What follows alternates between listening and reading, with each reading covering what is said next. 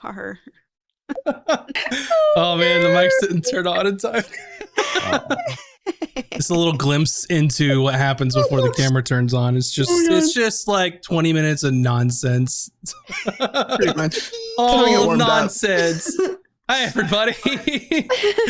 Welcome to the stream. My God. I don't even. Okay. Hold on. Time to get serious. It's DM time. Okay. Hello, adventurers. My name is Maximus, and I'll be your dungeon master for the evening. I'd like to welcome you all to the 11th episode of Campaign 2 of Caches and Cantrips, where some of your favorite streamers play Dungeons and Dragons live on Friday nights.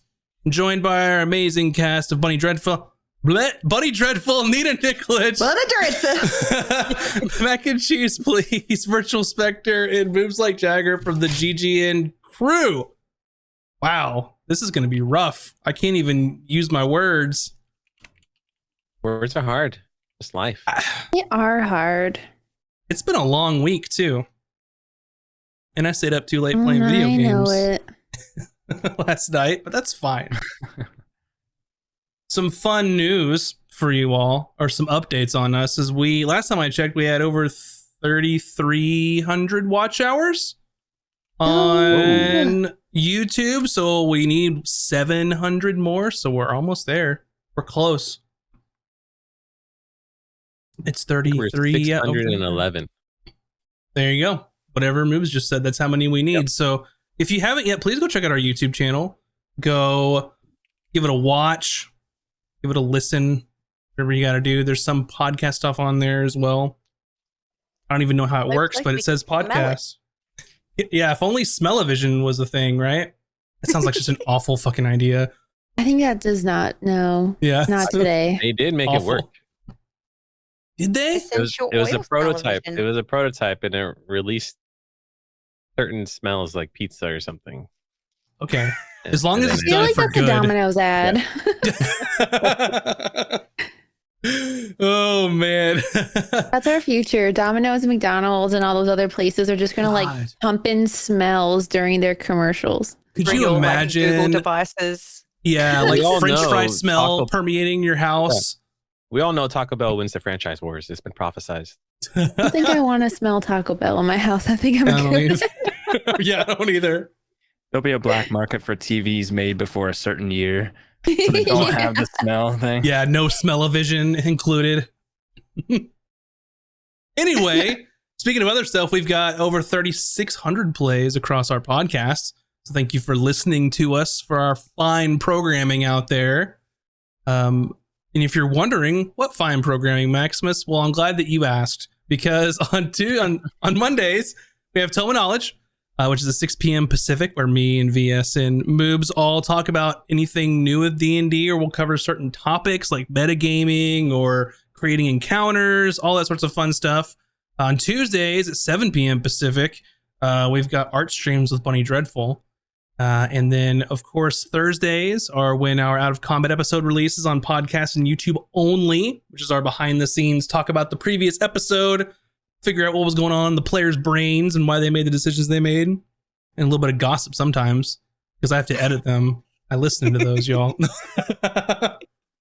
Dang it. Oh no! I know what you said about me. No. And then, of course, Fridays, where you are right now, or unless you're in the future, where we were when we recorded this. Hey, Fridays at 6 domain. p.m. What's that? That's my domain. Yeah, we're not that far. I mean, I guess you could be. So nice. Yeah. Yeah. I took a drink. It took a second to drink some water, and then like a little teeny tiny piece of ice came in with it. And I was like, okay, do I like spit it back out? Do I like chew it real quick? That was why I paused awkwardly. So thanks for covering, Mac. Nice. Definitely done.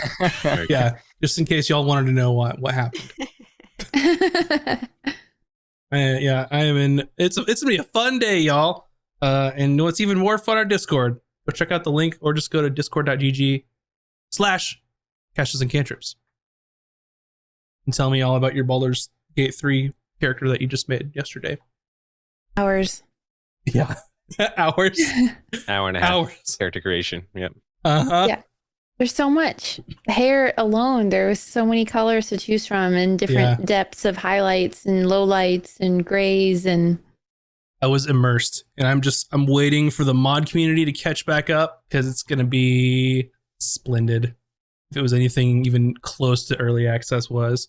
But anyway, there's time for Baldur's Gate later because now it's time for caches and cantrips. So let's go ahead and get settled in for tonight's episode. We can figure out what happened last time. Our story last left off with the crew of the Unfortunate having just taken control of their new vessel. That evening, the crew was addressed by Captain Azric as well as Quartermaster Hayden to lay out the ground rules of the ship. After some initial tomfoolery involving trying to get extra rum from Cooter and pushing the limits, the crew fell in line and agreed to all work together toward a common goal. However, it was apparent that this new crew would continue to push the limits of their captain to see how much they could get away with. That same evening, Azric was visited by a celestial entity known as Etheria, Voice of the Lotus. Etheria was quite disappointed in Azric for returning to a life of piracy and was concerned for his well-being as he had gotten some assistance from a mysterious entity. She also brought up the fact that this mysterious entity had caused him to wake up from nightmares and vomiting seawater.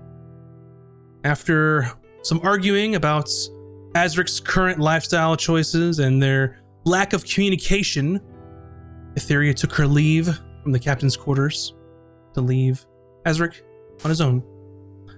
As the party continued to sail towards Black Rend Cove, one of their crew had broken into the rum stores. Gatto had imbibed way too much and happened to fall overboard in the middle of the night watch. And this occurred right after Cooter had spotted some monsters in the water. The crew was woken up to try and save the bugbear that went overboard. And ultimately, the party defeated 2 large sea snakes and recovered Gatto from the waters.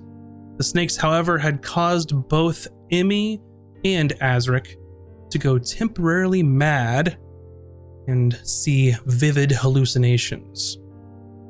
And that is where we'll begin our adventure this evening. So, you have just pulled everyone back aboard. The combat is now over.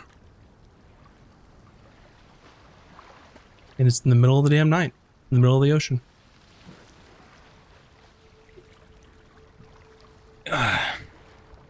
Is everyone here and accounted for? Be all right? I'm sleeping as I did not wake up for any of that. You slept through the whole thing. In true Taj fashion. Emmy's just lying on the deck in like fetal position.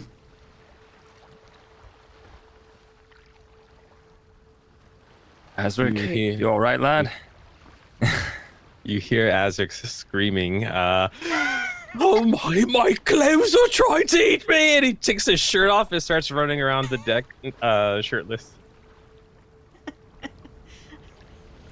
Oh no. I was the drunk guy. What Gatto Otto? is Yeah. sort How's of he just doing? like retching on the deck. okay, and Emmy's in the fetal position. Mm-hmm. Cooter, how's Cooter? I seem to have my work cut out for me today as the deck surgeon. Right. Well, as Not my pants too. oh, Azric takes off his pants. our captain's lost his fucking mind already. Can Hayden attempt to like wrangle Azric and like try and bind him so he doesn't hurt himself? or fall off the ship. I don't know if I have to roll to try and catch him or. That's up to what Azric wants. Oh, thank God, Hayden, you're here. Quickly, take off your shirt. And then Azric tries to take off Hayden's shirt. It's trying to Hey. meld with your flesh. Stop, all right? It doesn't matter. We're all dead already, anyways. Relax, would you? All right. And hands off my clothes. I'm sorry. They're just trying to eat you. I'm trying to save you. You're the captain of this vessel, running around like a lunatic. And I'm give you like a small slap in the face. You need to snap out of it. You don't understand. Look over there. And then Azric points, and there's just nothing. Don't you see? They're coming. Oh no, Look. I don't think I have anything for this. I'm sorry. You need to go to the captain's quarters. Can you make it there? Okay, all right. Oh, yes, I believe I can. It should be fine. Yes. Lie down and try to get some sleep. Okay, I'll do it as soon as I take off my undergarments. Do that in the captain's quarters. And as soon as you see like your undergarments trying to like eat you, you start to feel the effects beginning to wear off, where reality starts to become less horrifying. Same for And you- Emmy as well. As that effect fades away, Hayden becomes clear in your vision, and he looks pissed at you, and he's like getting ready to slap you again. He's like, "You take that off here. I'm gonna slap the shit out of you."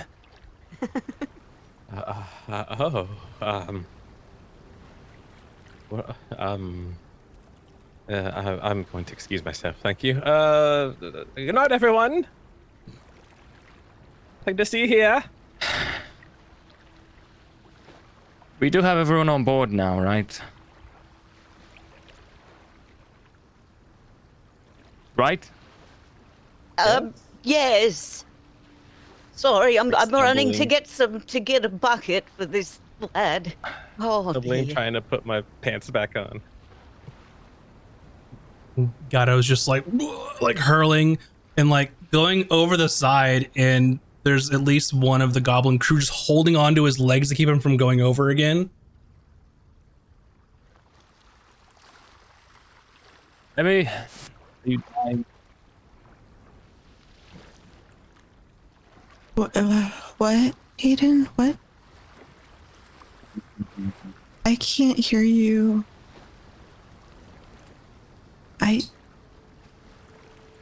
You seem so mad that the words just aren't coming through. Huh? I couldn't hear you. It's fine now. What'd you say? I said, I asked if Emmy was dying or hurt. Well, I thought we were all dead, but I guess we're not.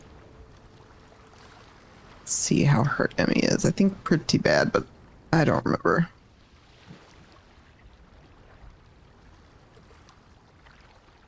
I just, no, I feel great, actually. I mean, I thought we were all dead, and now that I know we're not all dead, actually, I feel great. Do you need me to do anything? I could go check on, the captain, or,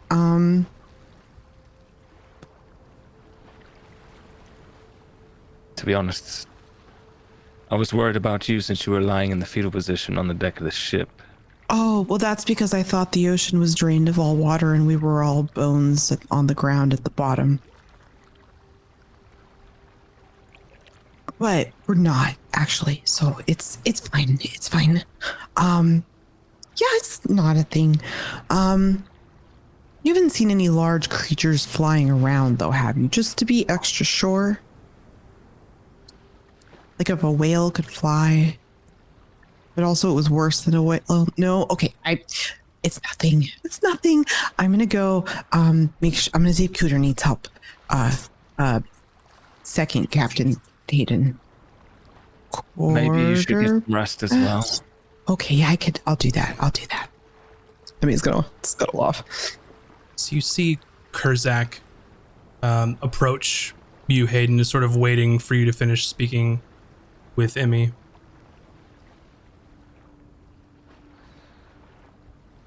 Yes. Kozak, was it? Kurzak, yes.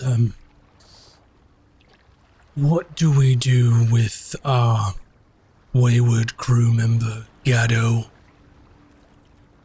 Are we going to hold judgment until the morning, or? Well, I believe whatever's done can certainly wait till morning. We've all had a time up here. I don't know where the rest of the crew was. But, as you can see, I'm a soaking mess after having saved your man. So, I'd rather get some sleep, dry off. Very well, For now, I'm not fussed about it. we'll keep him under guard for the evening. Keep him from doing something stupid. Again. Just needs to sober up. Right. Well, we'll bring this back up in the morning, then. Alright, rest well. He We need people on watch again, right?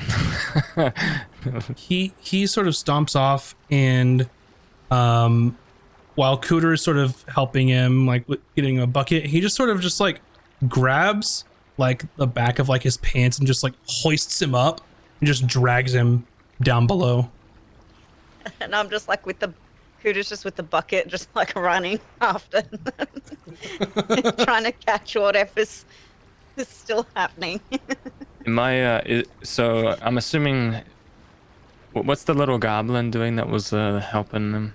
They go down as well.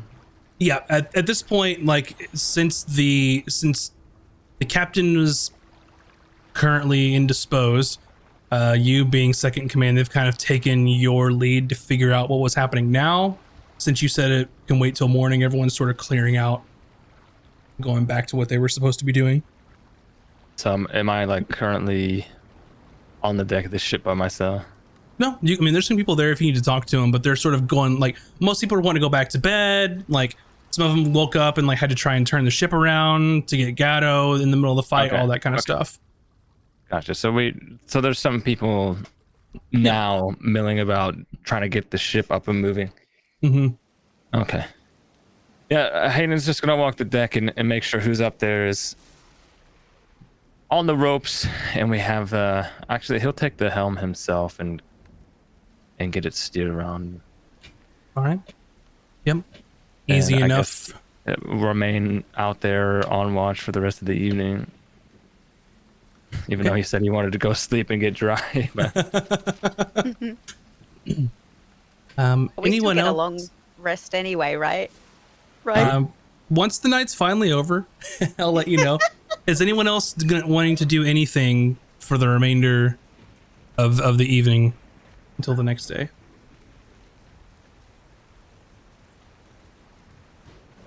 All right. Yep. With that being said, Hayden, you have put the ship back on course after the detour of picking up one of your crew after they had fallen off. And it is now the next day, so everyone does get the benefit of a long rest now. So you have long rested, and it is now currently the morning. And you can see as soon as Azric wakes up,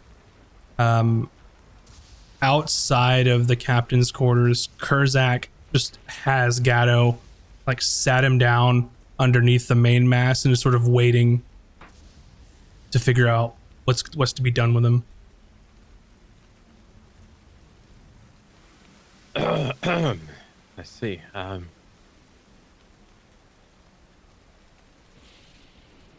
What do we have here? Well, Captain, the quartermaster said that whatever was to be done could wait until the morning, so kept him under guard. and brought him here first thing to figure out what's to be done with Gatto. Gatto, what do you have to say for yourself? Endangering yourself and the lives of your crew. Maybe I drank too much rum. Just a little. Maybe you would like to go without rations for a few days.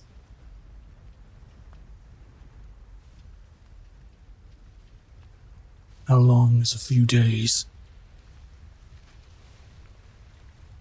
You know, can you count with your hands?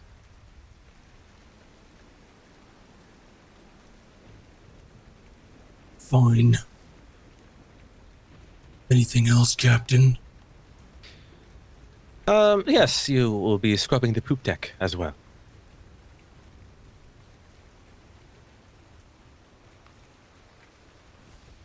I want it to be spotless. Enough for all of us to eat off of.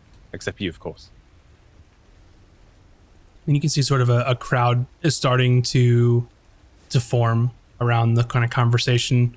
And for those that are kind of doing their duties, they're sort of like just inching towards where this is happening while still trying to accomplish their duties for the morning. Let's see here.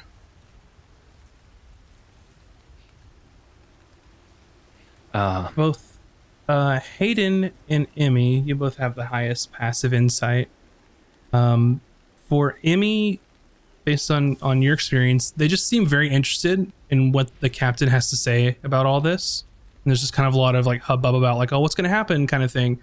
For Hayden, with your experience with crew, is that they're measuring like how severe this punishment's going to be to see, to sort of weigh options of if anyone wants to act out, what's it going to cost them kind of thing. Gotcha. You know, Gatto, back in my previous ship, where I was just a crew member like you, if something like this happened on that crew, punishment was far more severe.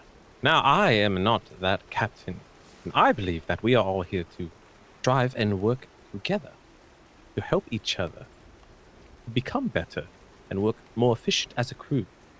Now, if one person, let's say you, for example, a bad egg, can typically ruin things for the entirety of the crew. However, doing that is not effective. It actually just makes things worse for the individual like yourself. Like, for example, if I said the crew can no longer have rum on the ship, you would have quite a terrible time. So, I believe that people learn from their mistakes, but do not get another chance if they continue to go through this path. One time is a mistake. Second time is a choice. Now, I leave the choice to you, Gatto, of how you carry yourself upon this ship and how you represent this crew. He smiles like widely at you. Not much of a choice, as we're a little short. So, without me, this ship's not going anywhere. I'll swab the deck. I'll go hungry for a few days. That's the worst you could do in our current state. Is that all, Captain? I'll get to swabbing. I see. Rather defiant today, are we, Gatto? You know what they do to us pirates, right? You know where we are, where these islands do to people like us. Now, I don't demand your respect. Of course, respect has to be earned. But if you want to test the borders of my, kindness, things could be much more severe for you.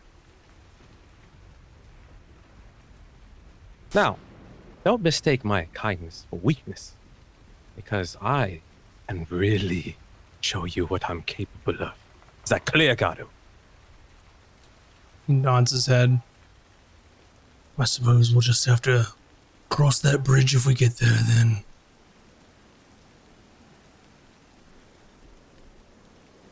Oh, one more thing. You're going to scrub it with this toothbrush. And you sort of like, bugbears are like 7.5 feet tall.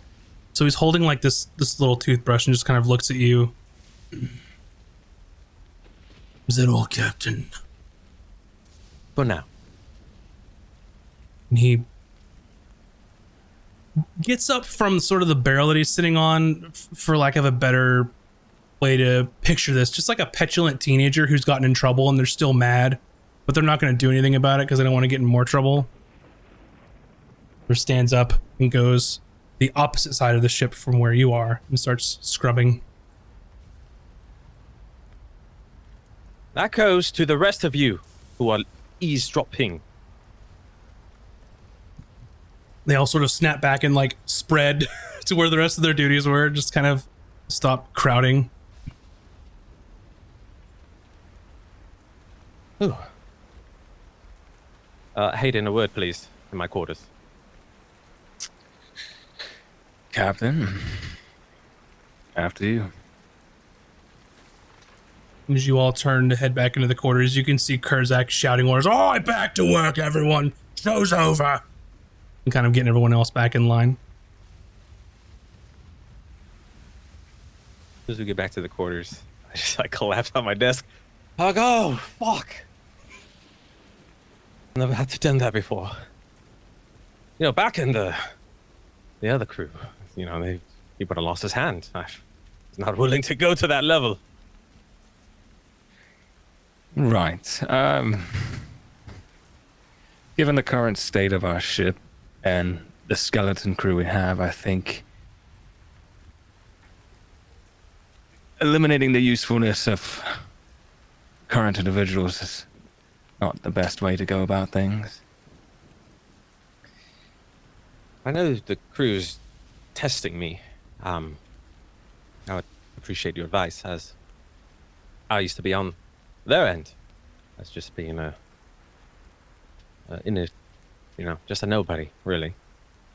Well, I never served on a pirate vessel, so the way you do things is a little bit new to me. However, on the ship I did serve on, if somebody fell overboard and endangered several of the crew, and so retrieving them, a dock in pay, time in the brig. We wouldn't quite cut rations necessarily, but one meal per day maybe. I mean, we don't. Unfortunately, I don't think we have the luxury of that, but it was a more civilized crew. Yes, we don't have a brig yet, and we are rather tight in regards of which is a small crew, so we kind of need him at the moment, but maybe it's better we leave him, that he left the crew once we reach the island, of course. Well, I think it's right to assess who we have on our way there, their usefulness, and decide if they're actually a good enough fit for this vessel or not. I'm sure there's scores of men who are capable on those islands that we're headed to. You would know better than I, but we might find more capable men elsewhere. True.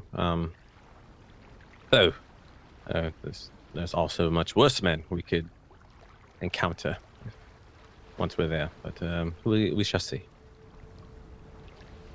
Right. Well, quite the exciting first few days aboard the Unfortunate. Oh, and apologize for trying to derobe you last night. Oh, you remember that, do you? I remember quite a bit, and that venom My God, I hope to never experience that again. However, that if we ever encounter those serpents again, and I don't know if you were built with poisons, might be a good tool to use against our enemies. Well, I have no experience with poisons and the like, but you're right. If it's that powerful, might be useful on a blade. Although I'm not going to go searching for them anytime soon. Yes. I'd rather we didn't either. Well, thank you for your time, Hayden, and your advice. No problem. It's what I'm here for. Now, we might as well check in on the crew and make sure everybody's doing what they're supposed to. All right, let's get to it.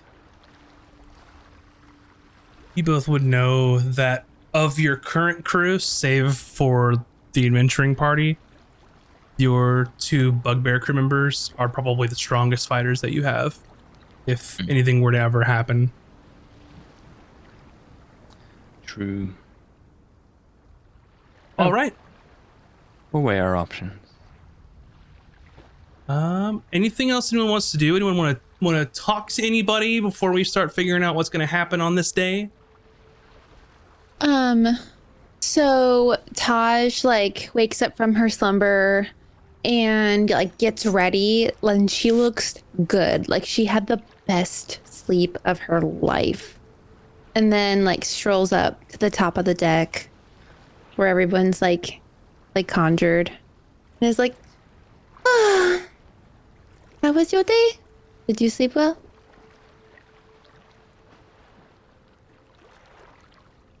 Oh, well, you slept through a lot, dear. We could have used you, but there was so much going on, so much panic, no time to come and get you. So I'm sorry about that, but I'm glad that you slept so well.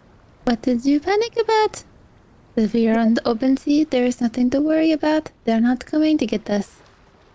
No, there were giant sea creatures, and Gardo fell overboard, and then, Azric was hallucinating, Emmy was hallucinating. Everyone jumped overboard to save Gardo.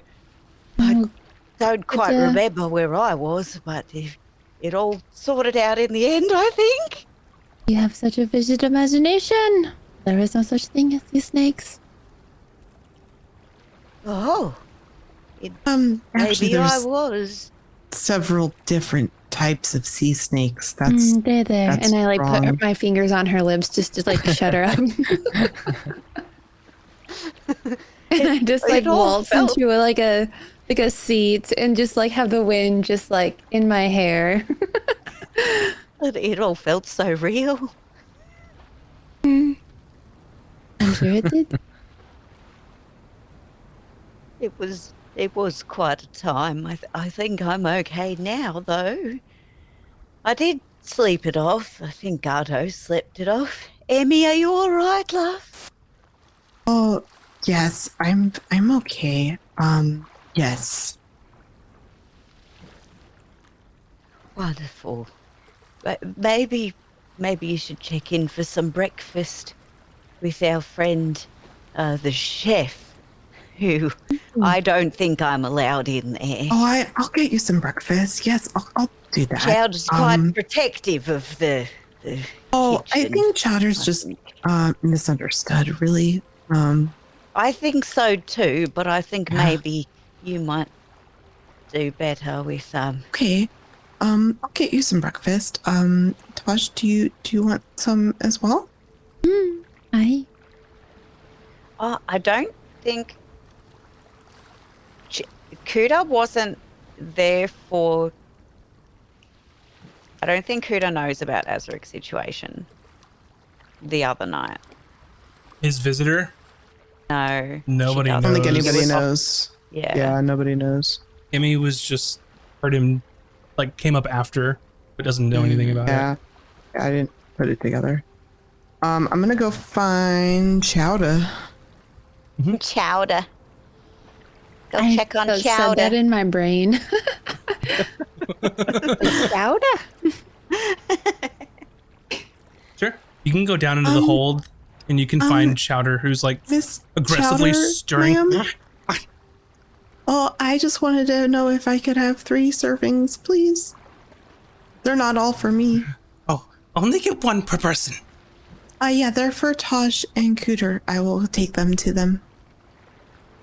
Okay. I promise.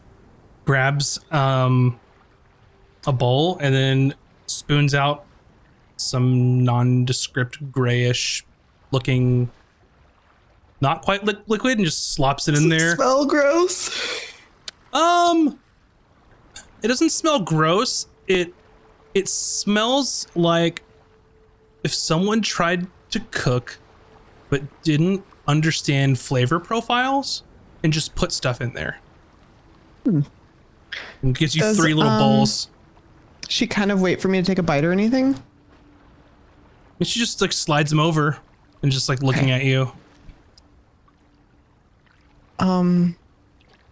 She's like looking at me? Mm-hmm. Oh, I'm gonna, I'll reach into my pocket and sort of give her some buttons. Why? Oh, I don't know. I just thought you might like them. This one's shiny. Thanks. You're welcome. She like puts them like in like a pocket and just like holding the shiny one. Thanks for the, whatever you call this. Slop. Oh, okay. I've never had slop before. Thank you. And then I'm gonna carry it back up deck. Is it awful tasting? It's not awful. Like there's It's just weird. ingredients put together and and cooked. Like chopped, cooked, put into water, other stuff put in, and then out came slop. So it's like nothing that's like bad or harmful to you. It's just like, what were they like? What was she trying to make? Got it. We made I the hand him best over. choice, basically. But I don't think it would have gone down well if we didn't let Chowder make chowder. No. So No, it wouldn't. I'll have to try and get her some more seafood to add to this next time. I mean, it's fine, but you know, it's not very fresh. What do you think, Tosh? Do you like it? This fine, I suppose. Okay, well, I'm gonna just go over here then. It's like maybe some like dried beans, some like pickled vegetables, like crumbled like sea biscuits in there, and then some bowls have like salted like meat, some don't. Like you don't know why. That like maybe It's like when you have a wasn't lot of mixed. leftovers and none of them are like a real meal by themselves, and you're just Yeah. kind of like, well, this is what I'm eating tonight. Mm-hmm. I'm with it. yummy.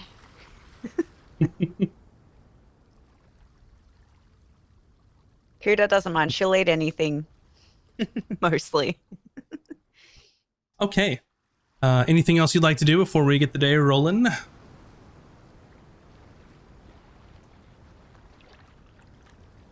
All right. Did we want to do the thing?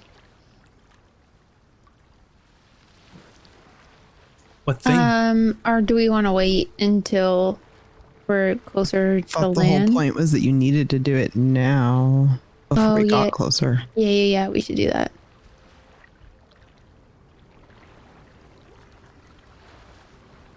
What are we doing? God, does anyone read the fucking chart? You guys are the ones with the spell. You gotta see what you're doing. I don't have it. I don't have that. Oh, I one. don't have it. Well, y'all need to ask me. Um. I don't know these things. I'm just here to tinker and heal. Asric, do Yes. you think that we Yeah. might be followed? Do you think that there is any sort of device or enchantment on the ship before we head closer to the secret cove? I mean, it's rather a small ship. I don't think they anticipated this happening, but I suppose it won't hurt. I'm not sure if anyone can detect magic. Not that. Oh, I can do that. I think I haven't tried it for a while, but might be able to give it a go. Oh, well then, cool, if you don't mind, would you please, check every nook and cranny of the ship to see if there's any magic device or runes or anything that may not be in our favor?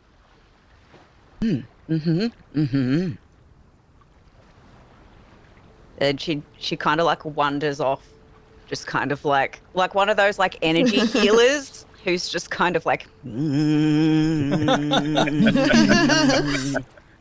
just kind of like feeling the energy of the ship. Got it. So you're gonna basically Casting cast detect magic, yeah. and then just walk around and just see if anything comes up. Mm-hmm. Yeah. Yeah, we're looking for like a tracking devices or like some sort of GPS system or something like that. General weirdness. Yeah, where they could find the ship and locate it. If we happen to find anything else, that's a bonus.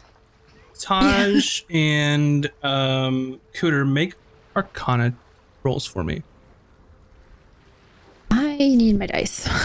But as you're going, yes.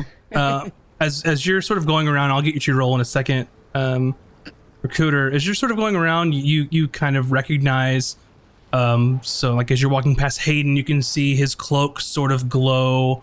And anyone else who has any other like magical items like on their person at this point, those would be glowing. But as you're sort of going through the ship, nothing seems like out of the ordinary, like, oh, this is a magic thing they're going to spy on us with or something along those lines. But what were your Arcana rolls? In typical Cuda fashion, it was a 9. 17. 17. Even though it's a high stat. Yeah. So Cooter, you're like, well, nothing here, nothing to track. Yeah, no, I don't think I sense much. A ship is a ship. For Taj, you know that there are other ways to sort of track something or someone. It doesn't have to be a magical presence sort of like stowed on the ship.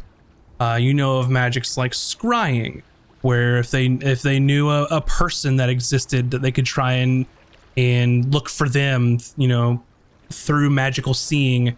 There's some other things where if someone knows a specific item, they could try and track it over a distance. But once you get much further away, then you can't track a specific item. So there are ways to do this, but there's not anything like nefariously hidden on the ship or like a LoJack or something along those lines here. Yeah, I'm remembering to that day. Azric and I both used disguises, right? And everyone else was like perceived dead. So like there wasn't anyone to come back. I believe that Cooter and Hayden were taken hostage.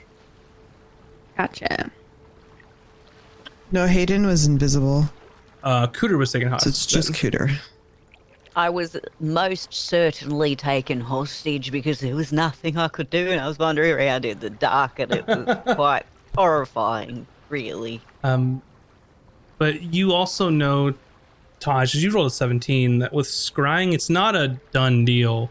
Like, unless you have, like, firsthand knowledge of the person or have, like, met them or have, like, something that belongs to them, the difficulty increases sort of the less direct connection that you have. And as far as any of you are aware, the people that were on the ship probably don't have that kind of high-level magic. Wow. From your experience, anyway. Just wanted to clarify. Sure. Sure. So I need the navigator to navigate for me. Oh, that's me. I can do that. Yeah.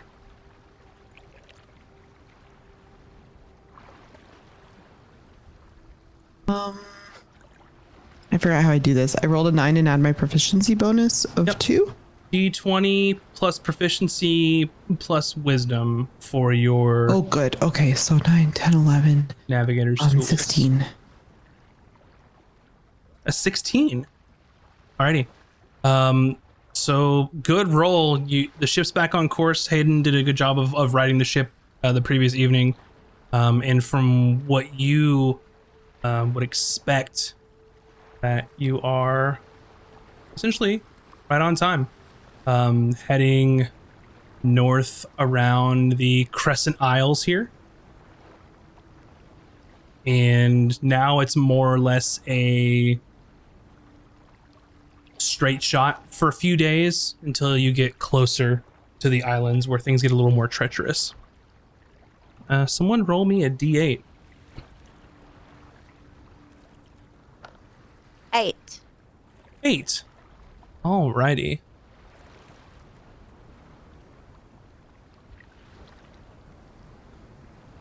So this day sort of being a very nice, breezy day, excellent weather, sun is shining. As you're sort of coming around the north tip of the Crescent Isles, you've noticed that there are sort of large schools of fish kind of around the island, sort of congregating, looking for food. And for today, if you were to try and catch any food and spend some time doing that, you will make your roll with advantage, and you will receive double amount of the normal food that you would receive. We do need some extra meat in the slop. I think some fish would do us nicely. Can you mage hand fish out of water? Just curious. It's a really neat way to describe a survival roll for fishing. Have you tried to catch a fish with your hands? In a tank, yes, In a tank? but not with a magical hand. Mm-hmm. So yeah, if anyone would like to do that, other than Emmy, since she has spent her day essentially navigating, and that's kind of her job on the ship. So if anyone wants to do any survival to catch some food, you certainly can today. And I think Yes, that please. y'all are down to, what is it? 8 total days of rations for everyone on the crew. Yeah, we'll try. All right. I'll try as well. Well, we need, we can try, and then whoever, if you want to spend your whole day doing that, then we'll take whoever's roll is highest.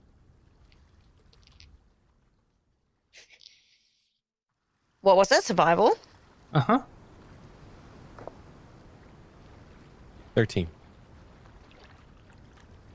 Yeah, that's gonna be you. Alrighty. Cleason tried. She threw a little rope in there and sat, enjoying the sea breeze. Or did you say we got advantage, or no? Or do we get double the food? Is what you said. All right. You get double the food. So yeah, that's enough because there's abundant food around, and I need you to roll, I believe it is normally a d6 plus your wisdom modifier. So do that and then just double it.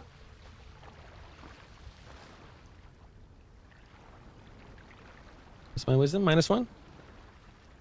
Do I subtract from this roll? Yeah. All right. 4 then. 4 total. So 8. Okay. So you will have essentially 8 pounds of food. So keep track of that. Put it on your sheets. That's going to basically buy half the crew another day, I think. All right. There's 13 of y'all, so 8 Cool. pounds of fish. Got it. All right. Alrighty. Nothing else happens on this day. Just a day of travel. You get lucky with some fish and going around some islands. And unless there's anything specific you all want to do, you can go to the next day of travel.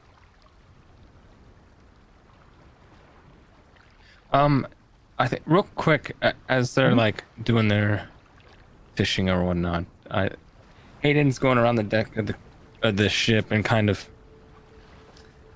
chatting with some of the crew, kind of getting their mood. And I want to find Kurzak and the other one, Karzak. Yep. The bros. Yeah, I can find them. I want to have a quick chat with them. Sure. You can find sort of Kurzak is sort of supervising, being the bosun, and then Karzak is sort of looks like he's inventorying like powder and like cannonballs, making sure the cannons are up in what little cannons you have up in working order. But yeah, you can easily get them for a little meeting. Yeah, I'll flag. Karzak, can I have a minute? What can we do for you, Quartermaster? Well, first things first. How are you two lads getting on? Fine, other than the episode the other night. Right. Bit of nasty business then. Smooth sailing today, though. It's wonderful. And you two know your mates well enough. What do you feel the mood of the crew is currently? Well, it's only day 2 or 3, maybe. Headed back towards the cove. Besides the issue with the snakes, it's neutral. New crew, new people in charge, so haven't really had a chance to prove ourselves, or you all prove yourselves either, so it's kind of is for the moment. It's a fair point. Part of the reason why I wanted to talk to you. Seeing as I'm currently acting quartermaster, I'd like to get to know the men I'm working with.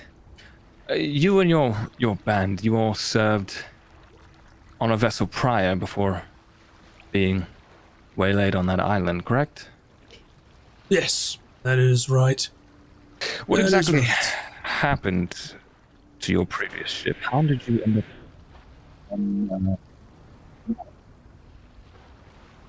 Well,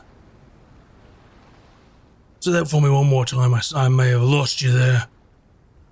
I was wondering what happened to your previous ship. How did you all end up on Linares? All right, well, the bearded crab, rest her soul, a great ship, to be honest.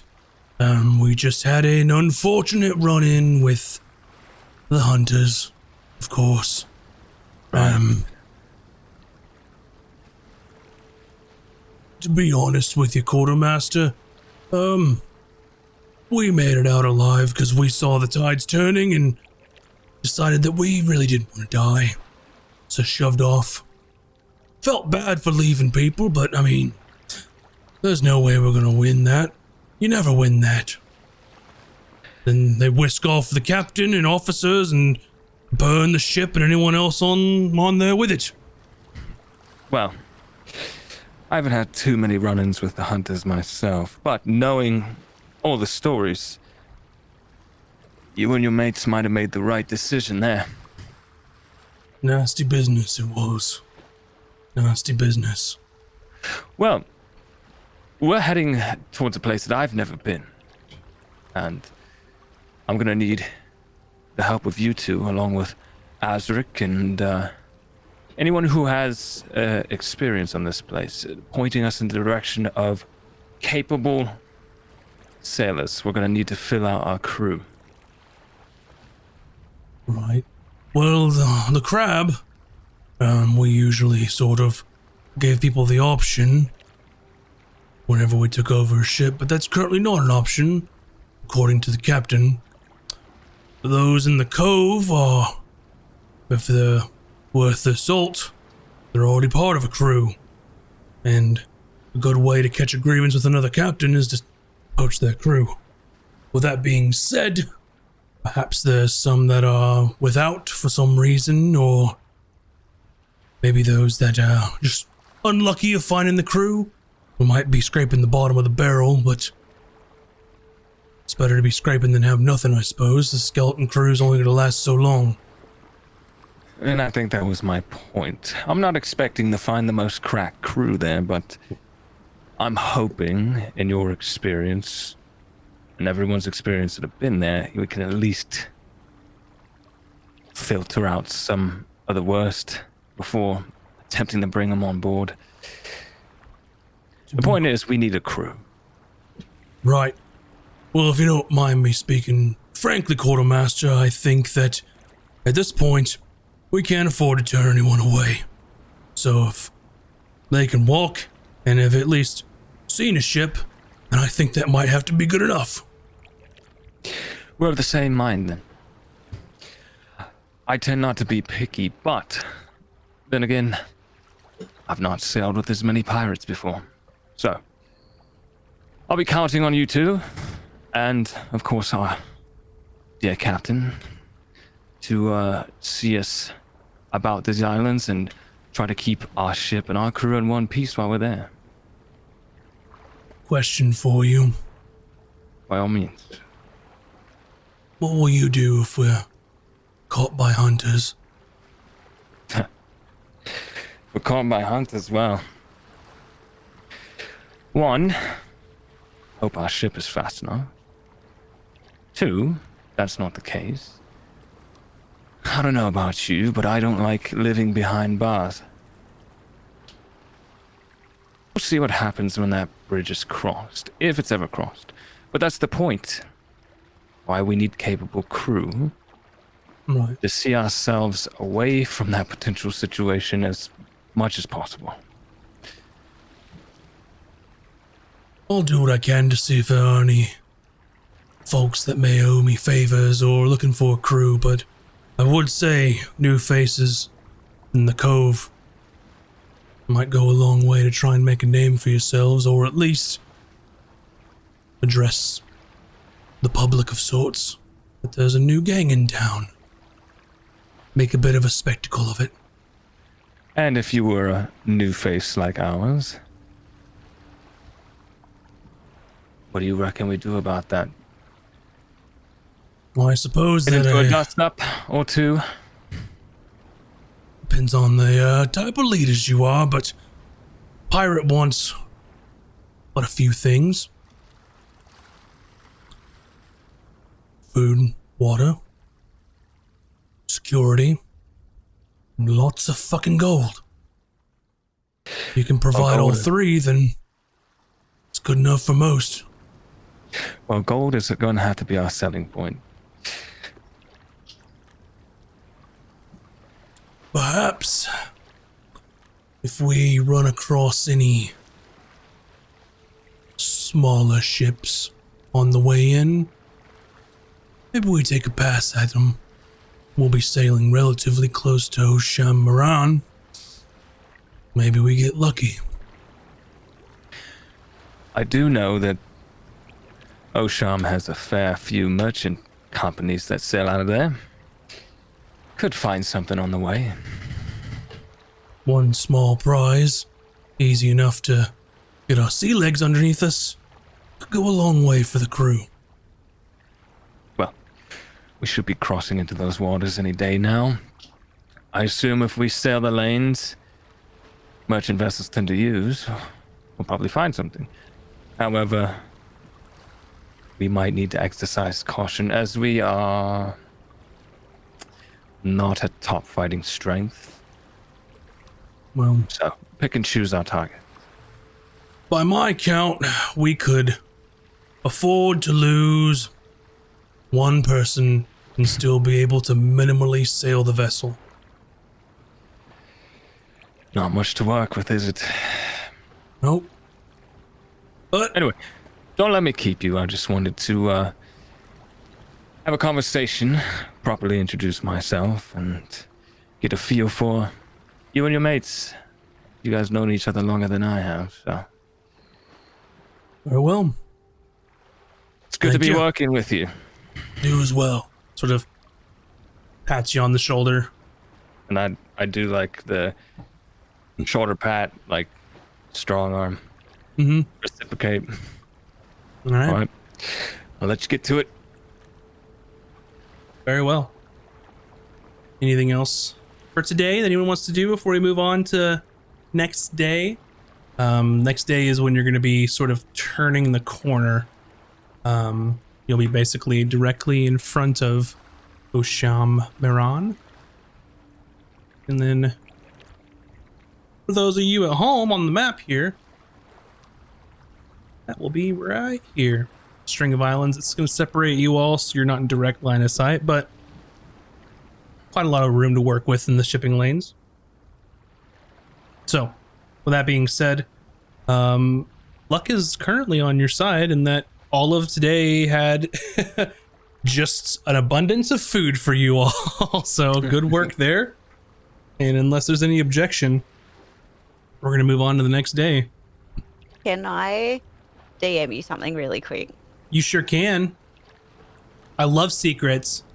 Ooh.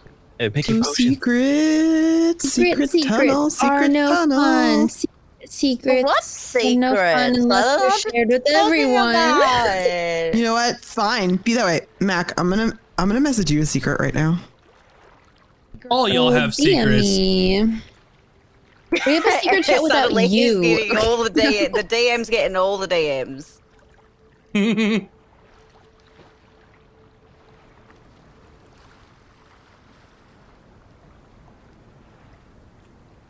Just send VS a secret too. So there. All of y'all got I feel secrets. left out. Every God. single one of y'all. There. I DM'd someone.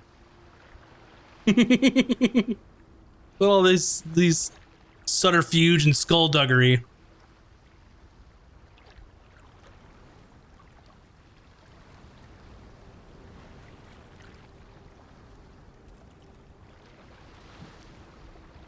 Is this day 3 since the snake incident?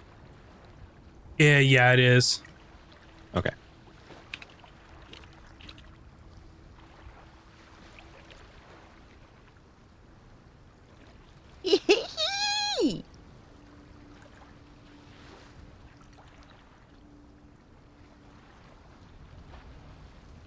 While this is happening, it's a good reminder to follow us on YouTube. youtube.com/@casters and cantrips. We're so close to getting to our 4,000 watch hours to apply for partnership. So we would greatly appreciate it if you guys check out the YouTube channels and hit the subscribe button and smash the bell.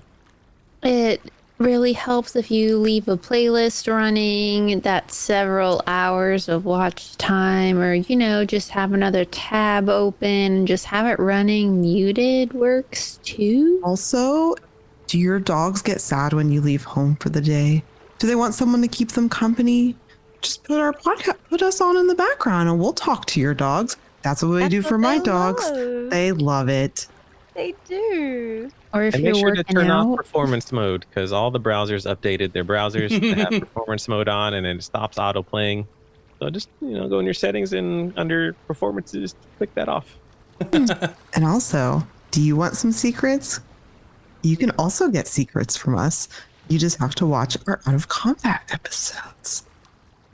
They're right many there. You can watch secrets. them whenever you want. All the secrets are yours for the taking. Nice. Thank you all. Got a secret. All right. So with that, you will be sailing for the rest of the day. It is now going to be morning on the next day. And from where you all stand, by the way, you all get a long rest. If you want to change spells or roll or, do any things per day, go ahead and do that now for all your secret stuff that's out there. Do your daily stuff. Yeah, just do your stuff. Do your job. I'm just kidding. But with that being said, you are basically on the outskirts here.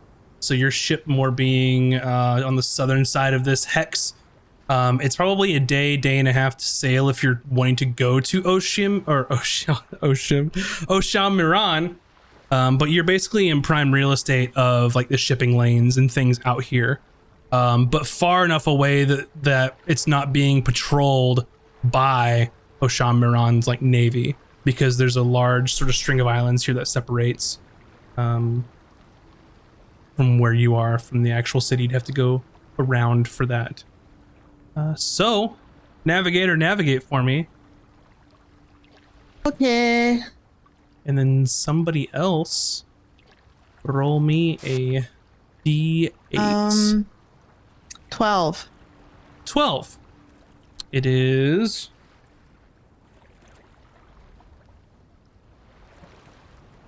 clear skies, sunny day, good wind. The 12 is good enough to keep your current course. I rolled a 1. A 1 for your So good D8? at this. Yep. Okay. Very well. So as you all are sailing, and as Hayden had mentioned, you are in sort of prime shipping lane territory here. Probably closer towards the evening of this day, you find sort of a smaller vessel, sort of moving very slowly. Like it should be going a lot faster. Maybe there's something wrong with it. But it's a little ways in the distance. If you wanted, you could easily catch up to it. Aside from that, you all tell me what you'd like to do to learn more. I'd like to. Do we have a spyglass? I was just with gonna ask spyglass? that. I don't know if we have one. I feel like there's there one would on- be one like already on board, no? I had one last campaign. You That's did. right. I Spyglasses was like, didn't we have are- one? That's what I was thinking of. Wouldn't that be Spyglasses part are of the ship? They're like They're 1,000 gold, dude. extremely fucking expensive. So the previous captain didn't have one in her chest. Maybe I can tinker one for you. Let me just pop out my lenses. It would You probably barely have any probably lenses be left. able to see just over the edge of the boat. Only the most opulent of sailors will go out of their way to buy a spyglass. Actually, Emmy. Yeah. Yes. Mm-hmm. Would it be possible for you to turn into a bird and scout out the ship ahead? No. Oh. But maybe you could swim over there as like Oh, a yes. dolphin or something. I could turn. Yeah, I could do that. I could turn into something that swims really fast. Yeah, I could do that. What am I doing? Maybe you turn into a dolphin and then turn into a crab to curl up on board and see what the people on the Oh, other ship well, are talking about. I mean, I could do that because I'd have to swim over there, and then I'd turn into a crab, and then I would not be able to turn into a dolphin again. Take it back. Then But I could. Well, I could. I could. but then how was she hear what they were there's- doing? There is something I could do. So I could touch a willing beast and like see through its eyes. I accidentally prepared the spell. I thought it was a different spell, but I just saw Oh, that I yeah, had I it need to prepared. So prepare- actually, I don't really like doing it because it makes me motion sick. But I could do it. I just need to find an animal that's like. Isn't this a favorite pastime of yours? What's the sneaking on ships? Yeah. Yeah, but usually I just like I I just crawl on and then I just go back in the water where I came from. I don't have to like turn into a dolphin. But yeah, I'm pretty good at like sneaking on ships. But if usually I can just like I do it at night and like I can just kind of like, you know, and I just kind of go up and then I like peek over the edge and then go back. I don't usually use my forms, and usually it's closer to my home, so I can just like swim back down. And you know, it's just different, but I could do it. But if they see me, what do I say? But aren't you? Nothing. Or should I try or should I try the beast sense one? I could there's like a seagull. I could ask a seagull. I know we don't like them. I know I'm not supposed to like them, but I mean that one seems really nice. I mean, if you can convince a seagull, I've never seen anyone yeah, do okay. it. I'm just gonna immediately cast Speak with Animals and yell at a seagull. Mm-hmm. What do you yell at this seagull who's sort of just flying above? Yeah, and the seagull yells back. Yeah, we do that for like a couple times. Mm-hmm. And then I kind of like make the sound that's like come closer, and see if he'll come perch on like the banister. Hayden's got his hand gripped around his pistol currently. Do not shoot my seagull. I scared the dogs. Sorry, chat. So I'm gonna say it to the seagull. Hello. Hi, I'm a druid. I don't know if you noticed that. It's nice to meet you. You have beautiful feathers. I would happily give you some food in exchange for a small favor. Yes, I know you love food. I also love food. Food? Yeah. Food? Yeah. Can you do me a favor first? Food. Great. I'm just gonna touch you real quick. Food. I'm just gonna gently like tap back feathers. Mm-hmm. Yeah. And then I'm just gonna, if you go to that ship that's way over there and you just circle around for a little while, I want to be able to see everything. Food now. Nope, you have Food to come now. back. You have to come back. No food. Do you want food? Okay, you do as I say. Fly to that ship and look around for like 5 minutes so I can see what they are doing. Food now. And Food later. Small food now. Mm-hmm.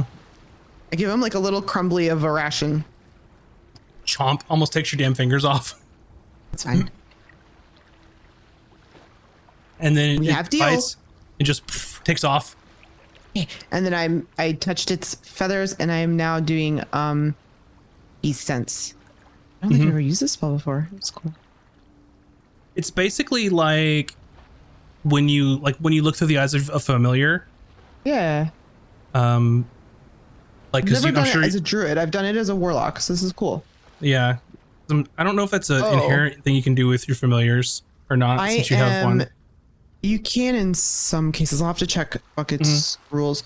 I can no longer. I'm blind. Amy is blinded and deafened, so she's just kind of like standing there, like staring, like. You're all like warged out like Bran, basically. Yeah. Your eyes just I'm roll pulling back in your head. And exactly. And then Exactly that. Yeah. Is she all right? And you just see this seagull just like gliding over. And the ship it's far enough away that they're not like worried that another ship is in the area, because like I said, these are shipping lanes, it's fine. And you sort of go soaring in and it sort of soars about in circles. And you can, in what this seagull sees and how you can interpret it, is like there's something wrong with like some of the rigging, like the sails all fucked up. Someone forgot to bring extra rope. And they're talking about how they're going to miss their deadline and it's going to take the whole rest of the day to fix this kind of thing. And they're just sort of arguing on the deck, and you can see, that like a very like sharply dressed, person that looks like they're in a place of authority is like dressing down like a couple, of like sailors on the ship. Do they look like pirates or like? No, they look like merchants. Size of their ship, they're probably carrying like some trade goods or something like that.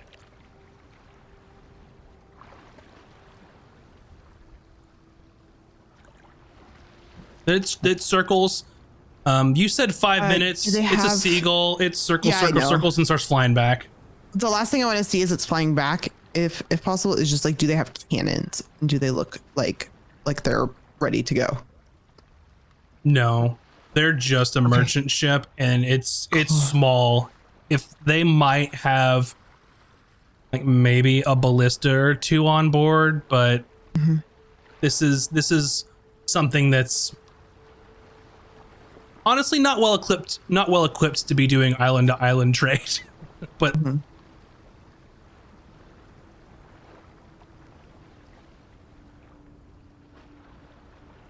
yeah, and then the seagull kind of perches back. Food. There you Food. go. Thank you, friend. Food. And I'm gonna give him the rest of the ration. Yep. It just gobbles it up like in one gulp. And just Yeah, flies that off. was interesting. I think we should go and pirate them. Oh, yeah. Am I helping? Am I doing it right? Yes. What did you see? They look like merchants, and something's wrong with their ship, and they're behind schedule, and they're trying to fix it. And how many people did I see again? Look at the size of the crew. But you didn't get a full like, but basically you saw like what appeared to be like someone in charge, like yelling at like 3 or 4 crew members on the deck, and then a couple more like milling about. It's maybe not much bigger than 5 your to ship. 10 crew. I think if we have element of surprise, we could take them. But But not do like we need to take take them. I them? just mean like steal from them to be pirates. We could offer them to join our crew. Actually, that's what they do in the stories. I think you need to calm down. You were a little bit too excited. But I was just trying to help, and the seagull was very nice. So Well, sorry, Hayden. I think this is a great opportunity to see what we're capable of. If we are indeed going to be pirates of legends, then this ship should certainly be no trouble at all. Yeah. Should we alert the crew? Yes, let's get all hands on deck. Aiden turns around and he's like, "Oi! Everyone! Turn your ugly faces over here!" Everyone sort of looks directly at you. The captain's got a little something to say. Captain? All right, crew. There's a small merchant vessel not off too far from us, and we are going to raid it. So, get to positions. Yar! Oh, not yet. Sorry. Yep, and everyone's like, they were gonna yar, and then she said, "Oh wait, not yet." So they're waiting to see if there's anything else that's gonna be said. I just yarred. I'm like, ha! They all yar, and then everyone starts taking their stations, grabbing rigging, being able to sail the ship. You've got sort of people, whoever's going to be on this vanguard, and Kurzak comes to speak with the captain and quartermaster as you're sort of Kurzak. making way over there. I think in this particular case, from the information we have, if we were to just raise the black, they probably wouldn't fight at all. No need to waste ammunition if we don't have to. I agree. They appear to seem to not know what they're doing, and should be easy fish. We do have a flag. Did she finish the flag? Oh. Emmy? That was like literally yesterday. I have the sketches. I could like hold the sketches up above my head and like wave it around. I don't know how to make a flag. I don't know how to sew. Do we have any black fabric on the ship? Sure, we can find something. That's all we need for now. Yeah, doesn't need an image. Once they see black, then they'll assume. Right. I'll take care of it. You see him kind of go below and stumbling down underneath. Oh God, I hope it's not someone's pants or shirt.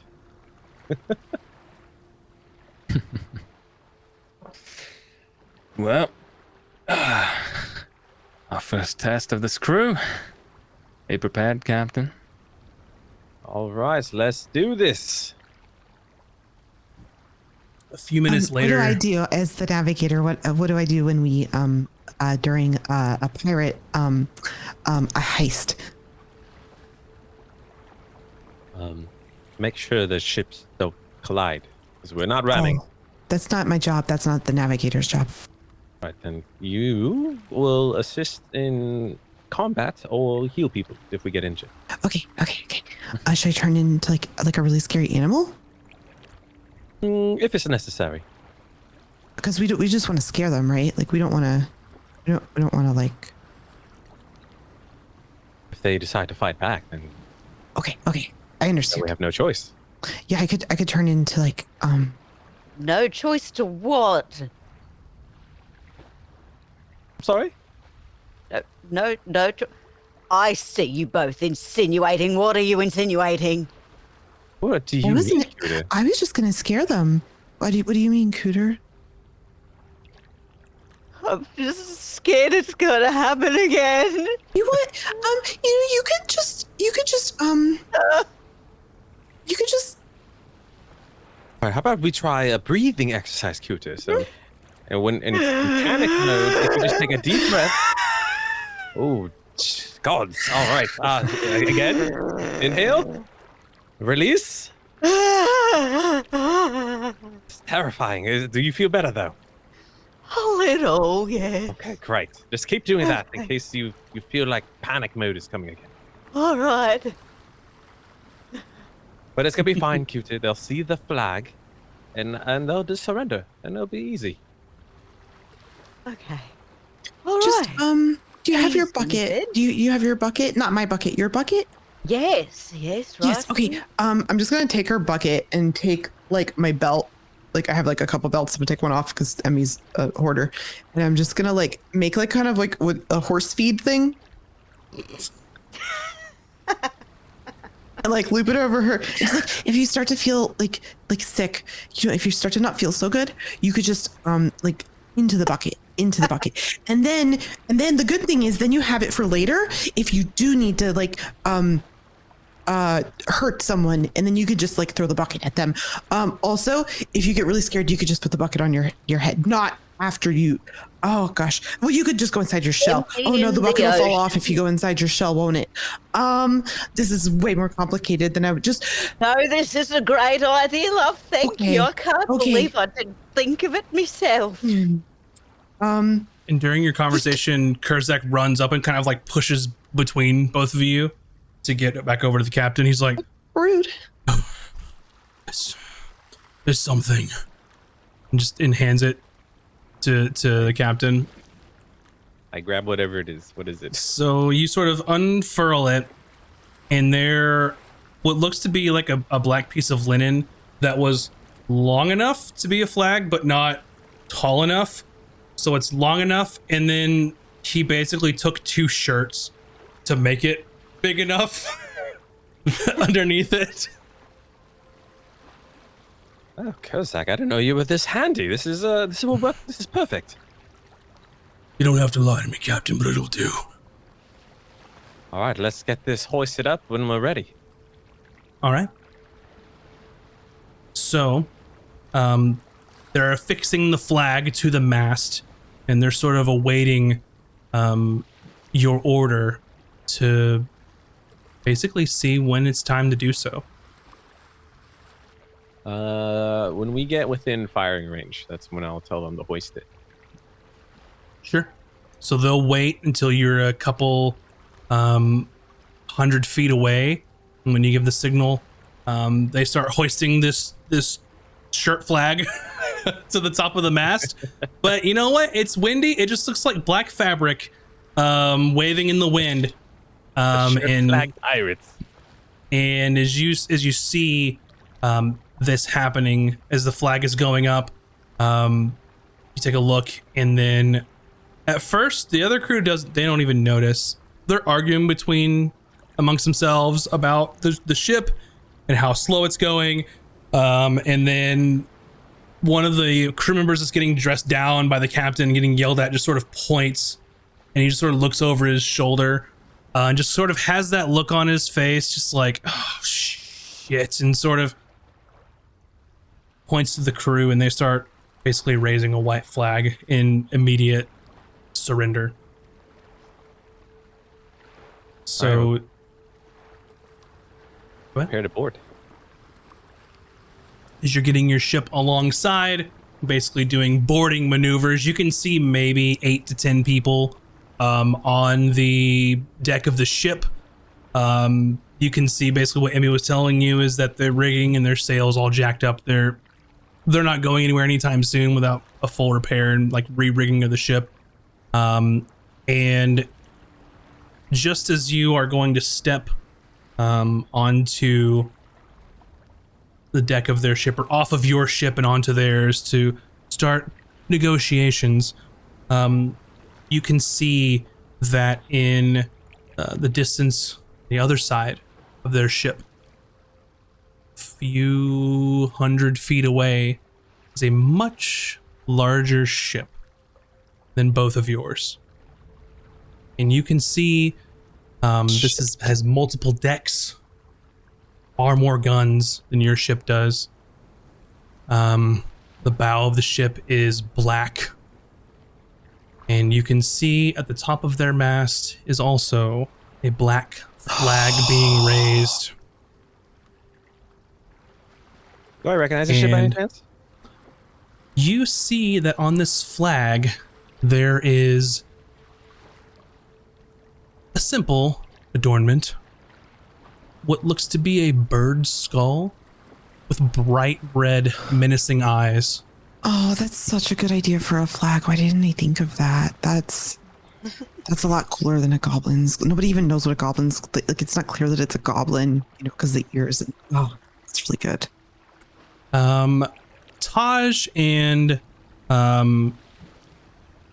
Azric, you'll know immediately who this is. Anyone else who cares to know, just roll a history check.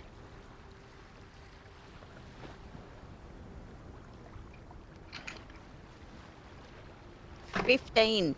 15. History? Yep. 15 as 11. well. Emmy, you're excited. It's real life pirates, but you can't place the flag. You haven't seen it in any of your stories from the books. Everyone else, you see the flag, your heart sinks. That ship is known as the Banshee, and that ship's captain is Captain Blackbeak, one of the most tyrannical and fearsome pirates known in the Pinnacle depths. And that is where we'll take our break for the evening. In a Yo. second, So- because good thing I'm wearing a bucket.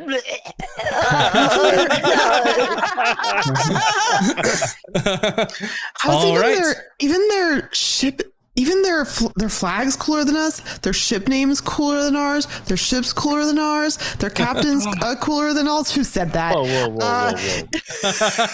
Clearly, we need to work with Max on some design elements I was here. about to say, who put us in charge? Max, help!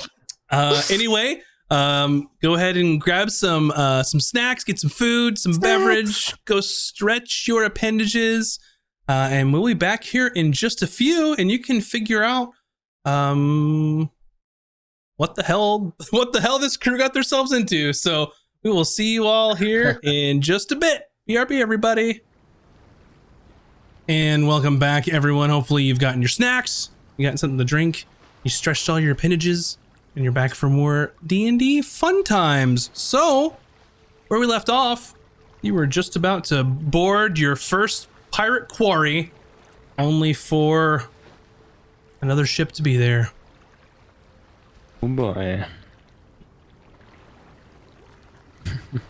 How does Azric feel when he sees this ship kind of cross his eye line heading directly towards where you are? I know he's the most tyrannical pirate, but what are the stories that I've heard? So, Captain Blackbeak, she is ruthless. Made quite the name for herself. Basically, as told in the beginning of her sort of legacy, normally you would see the black flag. Pirates would raise the black. Means they're willing to let you surrender. Probably the first extended period of time in which she had a ship, she raised the red flag constantly, which in pirate world means I don't care if you surrender. We're going to blow you out of the water and take what's left. Some thought it a bold strategy that probably would have gotten her killed. Didn't work out that way. Now she has one of the most powerful ships by any pirate, and is feared by all, and would be a rare occasion that a ship would not surrender if given the chance to the Banshee. Oh, nine hells. Sorry we stopped you, but we are leaving. Good luck. I tell the crew, wrap it up, let's go. We're out of here. And you see, go ahead. No, go ahead. It's cool. Kurzak sort of puts his hand on Hayden's shoulder. He's like, it's too late. It's too late. We can't leave. By the time we get unhooked from this ship, they're already going to be here. May as well stay in parley. Who is that ship? The Banshee. Right. Captain Blackbeak. Right. Well, Let me put we it can at to least Hayden. try to break free. He is the most feared pirate of these seas, even amongst other pirates. Yeah, I'm getting that sense from the way everyone's freaking out. So there's no way to detach ourselves and leave before they get here. Maybe if we had a full complement, but with our skeleton crew, that even if we break away, they'll catch us easily. And what would they want with us? Who knows? Maybe she decided she's offended because we tried to leave after the black went up. Maybe she wants to hunt us for sport. Maybe she wants to try out a number of her 40 guns on deck. Well, there is a ship sitting right there under repair. But I see your point. So, what? We just wait to be killed? Well, We could use the fog to get away. We've done it before. It's true, we do have magic users on board. I don't have fog. I don't have fog today. But I do have detect poison. No, okay. I could charm her, maybe. I've got pass without trace. None of those help us, Emmy. I'm sorry. listen. Consider ourselves lucky that we got the black. Now, if she raised the red flag, I'd be all for cutting and running, putting up magical clouds and getting the fuck out of here. But because the Banshee's willing to parley,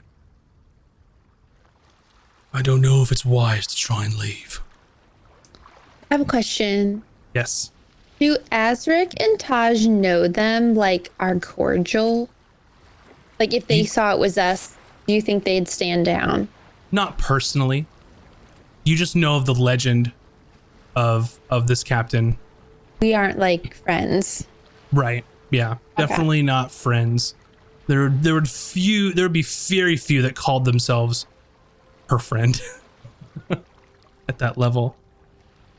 All I'm trying to say is maybe hear what she has to say. Maybe we can come to terms of getting a portion, a finder's fee of the loot. But if we cut and run, 1, we get nothing, and 2, we pray we didn't slight her. You're the captain, I'm just offering advice. I have a question. Is she like a superstitious type? Do we know? I've all never had pirates. occasion to speak with her. Right. Well, I mean, the I'm more gonna try longer we something. I'll sit be here- back. No, don't try anything, Emmy, please. I'm gonna jump overboard. Oh, Okay? damn it. All right, well, we're definitely not going anywhere now, so let's just try to parlay and hopefully we'll have professional courtesy. Still, in the meantime, I think we should try to at least work on getting our ship detached from theirs, in case we get told to leave immediately. I can make sure that happens, as get us as quickly able to leave as possible, while still maintaining our position. Right. I'll leave that to you, sir. And Kurzak kind of stomps back off towards the ship. And you've never seen him shaken before. Pretty even keeled crocodile lizard folk. He is trying his best to not look scared shitless in front of the rest of the crew. Trying as best he can to hold it together. Because if they see someone in the sort of officers echelon freaking out, it's not going to bode well for a brand new crew.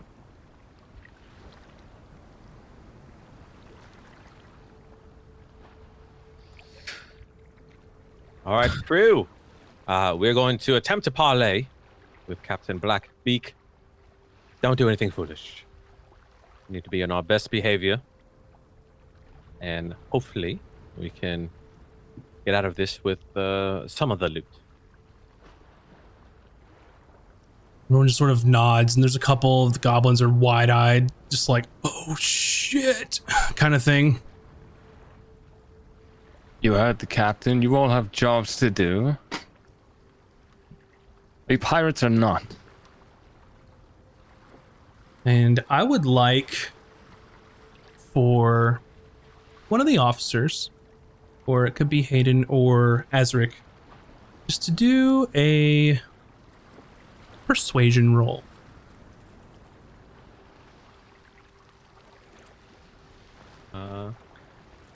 I'll say this. I don't know what you got, but I have a handy dandy inspiration sitting.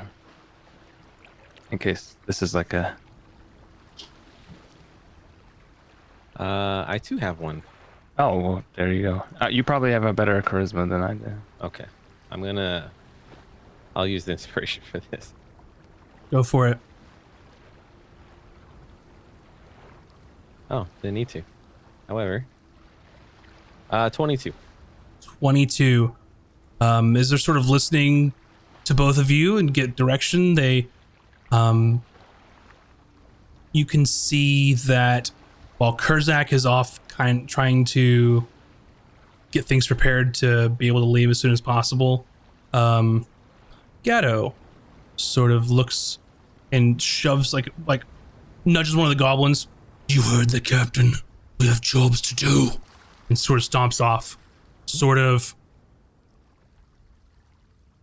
understanding how much it takes to steel yourself in this sort of situation and appreciating it. All right.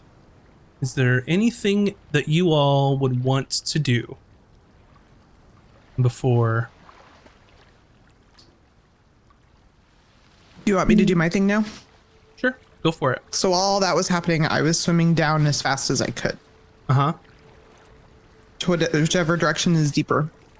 And I'm looking for whatever sea life I can find. What would you like to find? This is totally a Hail Mary move. It may not work, and nothing may happen, but that's okay. I have a thing called Friend of the Sea. And I just want to find some beasts and try to communicate with them what's about to go down and tell them we need their help. I'm essentially like praying to the spirit of the ocean herself and saying this prayer aloud so that the animals can understand me. And the goal being that if our ship gets blown up, maybe some dolphins will at least come and swim us to shore.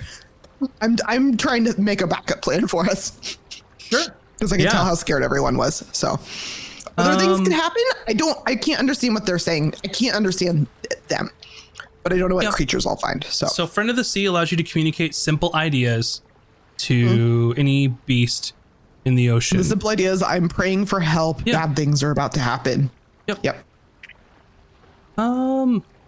What comes of that? Maybe nothing.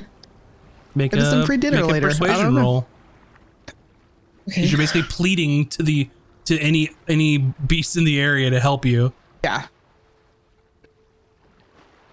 And I can even, like, just to thematic it, I'm going to use my sonar cantrip that I reflavored as sonar just to, I'm trying to get it out as far as possible. Oh, okay. You said persuasion? Uh-huh. Oh, okay. A dirty 20. Yeah, I'll take that. Whoa. Finally rolled good tonight. Ooh.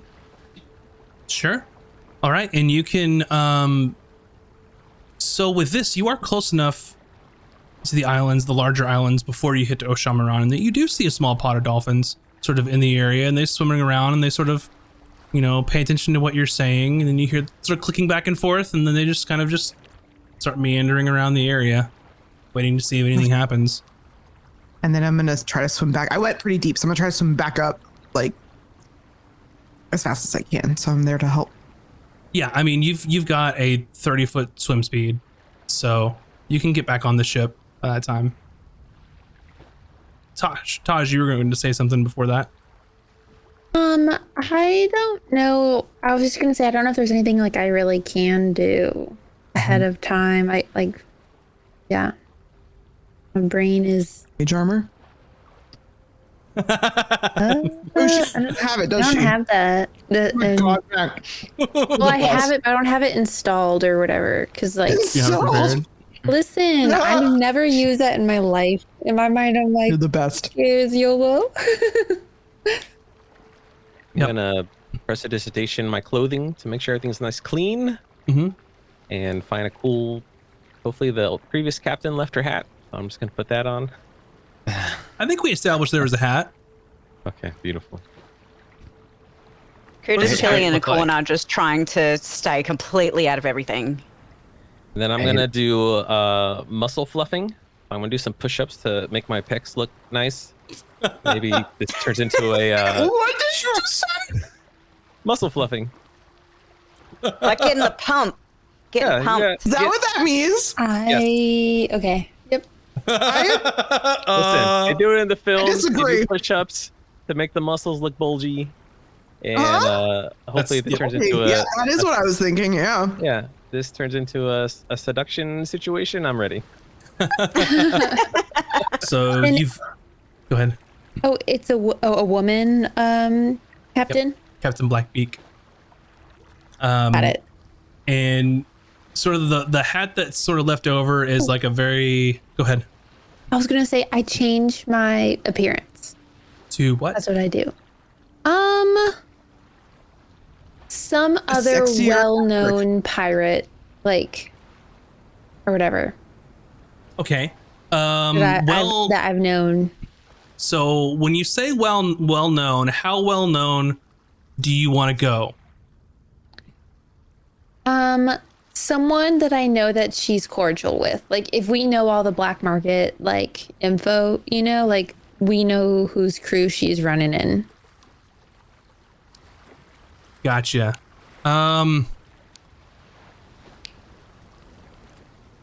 There are some other captains that you would know that would be very important. to Black Wren Cove. If you wanted to shape shift into them, as long as you can explain it, I suppose. I can give you a list. Yeah, I think I'll do that. Oh, Azric, do you think that I should shapeshift into one of her friends? I wouldn't use the word friend. You just said important pirates, other famous pirates. I don't believe that'd be a good idea, especially if there's some intimate knowledge that she may ask you and you may not know, and you're also wearing not their clothing. And a good reason why they would be on this small, tiny skeleton group of vessel. You know, that is a good point. I was just thinking that if I was one of her friends and she would leave me alone. Or, you know, as pirates do, relationships sour quickly, and it could be the opposite thing. It's just there's too many unknowns. I'm sorry, Tosh. It's a great idea, but probably less that we make the equation much simpler. Do you think that we should be ourselves? Well, we are making a name for ourselves, so if we get on her good side, that will bode well for us when we get to Black Wren Cove. Okay. And then I was not myself this entire time, so I'll be myself now. Yeah. Okay, cool. And I will say too, when it comes to like friendship amongst pirates and pirates crews, most of the like closely associated people that would be considered maybe friends would be like the captain and maybe their officers. There are other like captains that are sort of like cordial to each other, some that might have worked together before, but in the case of Blackbeak, no, she is ruthless and very much doesn't necessarily participate in the politics of Black Wren Cove, of which I will give you all more information later when we get there. Okay. So Azric, you've got a really fancy tricorn hat that's like a deep like crushed velvet blue with like some of the white frillies on top of it and like some little golden like filigree, I guess, for the hat that's sewn in, as you have stolen the previous captain's hat. Does it clash with my current attire? I mean, you do, man. Power clashing is in. All right. And also, I believe your vest is blue according to the art, so. It is. It's about confidence, not about what you're wearing. Well, I'm doing those muscle fluffing. I don't know if that's the word you want to keep using. All right. I love it. Anyway, anyone else, does Cooter want to do anything in particular? She's just kind of waiting to see where I feel like she's so terrified of getting everyone in trouble at this point that she's just kind of hanging back behind everybody, like waiting to see if she needs to step in for anyone to get heals or anything she could do to diffuse. Mm-hmm. Got it. Okay. So some time passes by and the Banshee, compared to your ship, it's probably at least twice as wide, where yours is maybe like 20 or so, and its widest spot is like 40 or 45 feet wide. Where your ship, not counting sort of the bow that where you really don't go on the ship, your ship might be like 100 feet long or so. This is about 180 feet long, so it's quite literally almost double the size of your ship. You said the front of it's painted black? The ship itself is painted black. The whole ship is painted black. Okay. Yes, the deck. There are still some unpainted wood, but most of the hull, sort of a blackened, sort of tan color scheme. Pretty menacing, as pirate ships go. And once this ship sort of comes alongside and like comes around, you're staring down gunport after gunport after gunport. So kind of the idea of getting into a battle at sea with this ship would probably not end well, given your experience and your skeleton crew. So, with that being said, a couple things happen at this point.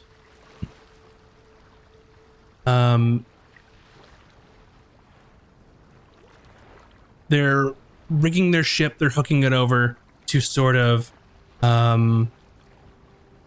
connect, board the other ship.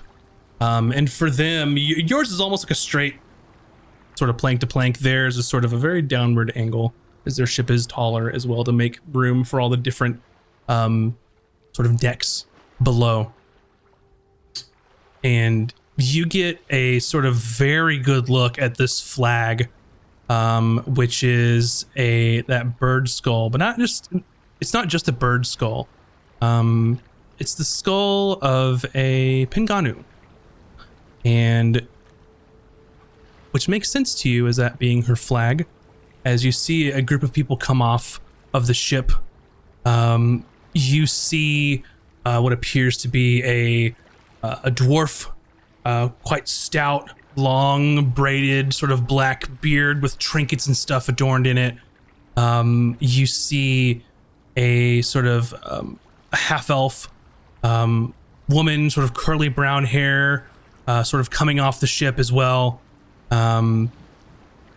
You also see what appears to be a large sort of half-orc gentleman, who sort of basically looks like all he does all day is push-ups, kind of build, sort of coming off of the ship. All day. Yeah, that's for sure. You see a dark purple skinned tiefling, sort of moving silently off of the ship, sort of making her way very light-footed.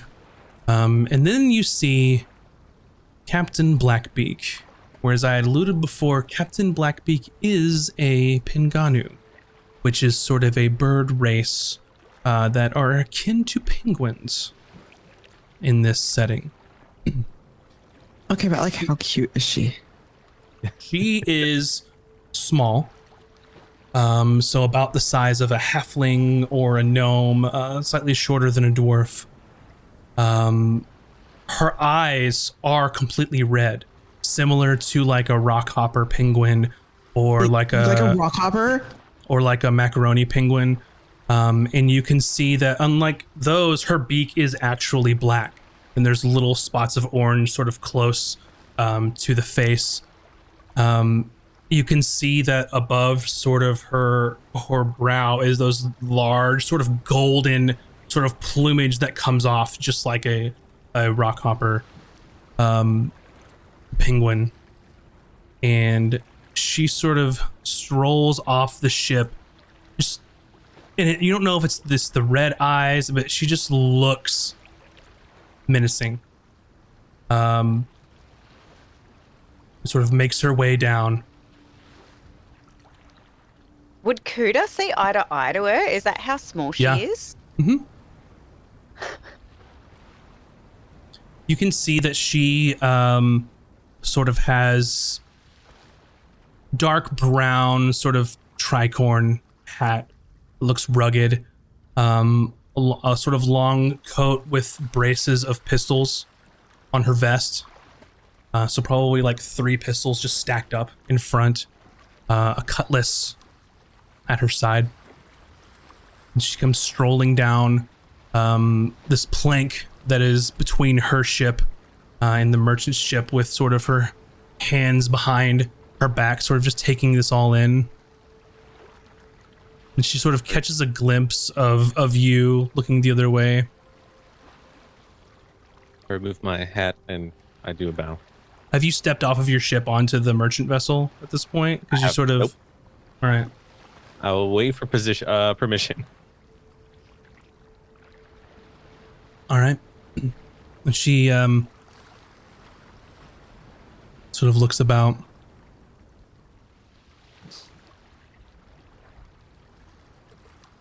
Which one of you is the captain of this here merchant's vessel?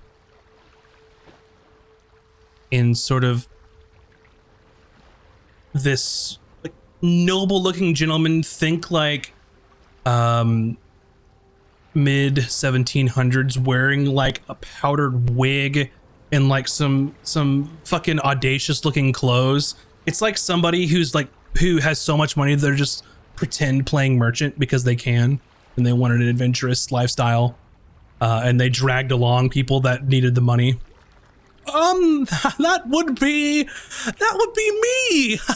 I'm so glad to see you. And she pulls a pistol and poof, and just shoots him immediately, and just drops him. And he went from looking like fairly excited to like terrified. And she lets out like a really quiet whimper. And she puts the pistol back in. Who here would be the first mate of this here vessel? And the crew starts looking around. And a couple of the crew point to one person who looks like a young like wood elf gentleman. And he just sort of raises his hand. And she gives sort of a very like eerie smile. Sit, talk, we'll negotiate. And she sort of looks over at your ship, the Unfortunate. Don't believe I've had the pleasure. What ship is this? This is the ship, the Unfortunate. And I am its captain, Captain Azric. I see. Flag needs work. Oh, temporary solution. Come aboard, Azric. We have As you wish. things to discuss as well. I'll hop on board. Trying to flex my pecs. And Just go on she board, like- comes up to like your abs, maybe. Internally, I'm like, damn it, I should have done abs. What were you gonna say something, Cooter? I was like, he's like walking on the ship, just like, You're more than welcome to have any of your officers join you. It's only fair. I don't think we're gonna have a problem, are we? Oh, absolutely not. We are all here to negotiate. And then Quartermaster, you will join me, please. Aye, Captain. Anyone And- else in the party who wants to come over can come over, essentially. But go ahead, Hayden. Oh, Can I just put my hand on Hayden's shoulder and kind of pat him, and then Bucket's gonna climb into his pocket. Sure.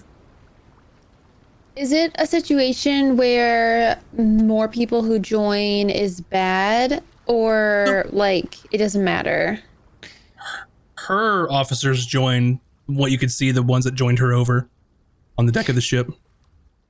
So Hayden, being as acrobatic as he is, doesn't use a plank to cross over. He just leaps from the Unfortunate's railing to the merchant vessel's railing and walks over. okay. Taj, Kurzak. not Kurzak. He's scared out of his mind. I'll just have Tosh. And I like come aboard very gracefully, like the wind is in my hair, like it's a movie moment. Mm-hmm. Yep. And then Emmy and Cooter, you all can be anywhere. If you want to be on the ship, you can to here, or you could do other things if you'd like. Well, when Cooter turns around, Emmy's eyes have gone brand mode again. I looked it up. I can't do it with my familiar. So. All right. You're crabbed out. Yep. So are you listening from inside my pocket? Is that Yeah. okay? Yep. So am I staying with Emmy to watch over her while she's crabbing? Guide me around. Like I'm not. I can feel you, and I can still walk. I just am deaf and blind. So. So do you want me to lead you around? Because we can do that. You do what you feel is best. Just don't puke on me, please. As long that's the thing. I feel like Azric wouldn't want Kuda there right now. I felt like Azric didn't want Emmy there, which is why I didn't go, but why I sent Bucket, so that you and I can still know. In a corner, like a man just died before her eyes again, and this bucket's getting quite full. But should we need it later, it is there. I'm thinking you should lead Emmy and yourself to a safe part of the ship where we can be out of the way. I concur with that assessment. Okay, just checking And we're I can all on talk the to same you too, page. by the way. So Because I completely agree, given the circumstances. Yeah, just essentially, I don't want anyone to be left out. Like, obviously, there's nothing going on at the moment. So if you don't, if you don't want to be left out of the conversation, to Cooter. Mm-hmm. Can you relay the information to me? Yeah, as I can they're talk. Talking? Yeah, cool. But I can't hear you, so. You're just telling me you're just like, this thing's happening, that thing's happening, and Kuda's like, Hayden has like a lot of lint in his pockets. He should really clean these. I'll get onto that when he comes back. I think You there's need someone to do laundry down here. I probably can't hear her, but I can probably tell that she's talking because like You can feel she's the holding my vibration. hand. I'd feel the vibrations. Yeah. So I'm just like, I can't hear you. You just keep talking, I'm sure. I'm just talking to myself.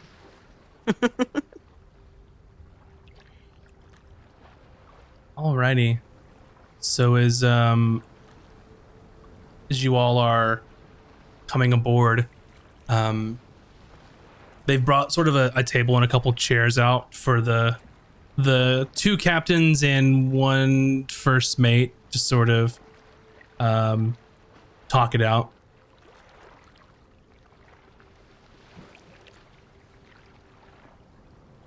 If there's a seat for us, we'll sit down. Yeah, just for the three, I guess two captains and first mate, like as in the people who are in control of each ship at this current moment. So she sort of just leans back. The way that I see this is you all were unfortunate enough to find yourselves here in the midst of pirates. And unfortunately for you, Captain Azric, you must have mistakenly jumped our quarry. Mistake anyone could make, I'm sure. Well, seeing how we didn't see your ship and I arrived first, I don't believe it was a mistake at all. Perhaps it was fate guiding us together for this meeting. Interesting. Well then, first things first. Apologies about your captain, but I hated him the moment I saw him. Didn't belong on the sea. I'm sure you're not too broken up about it, are you? And the wood elf is just like wide-eyed and just kind of shakes his head no. Probably didn't pay you very well, did he? No. Here's how this is going to work. As I see, this ship isn't part of any merchant's guild that I am aware of. I think we'll just be taking all of it. No merchants on the back end to be upset about future business. I'm sure that this former captain here paid well out of pocket, some sort of wanderlust, tired of being fat and rich. Any opposition to us taking everything you have? And he just shakes his head. No, not at all. We'll leave you the ship. You can find your way back to wherever you want to go. What is it that you're carrying? And he sort of just hands the manifest out on the table. And it is mostly like trade goods. For some reason, this merchant was sort of hauling mainly linen and some spices. So while those are definitely not the cheapest of trade goods, there's only so much they can carry in this small ship. So it would be a decent haul for your ship, depending on how things shake out here. At least several hundred gold.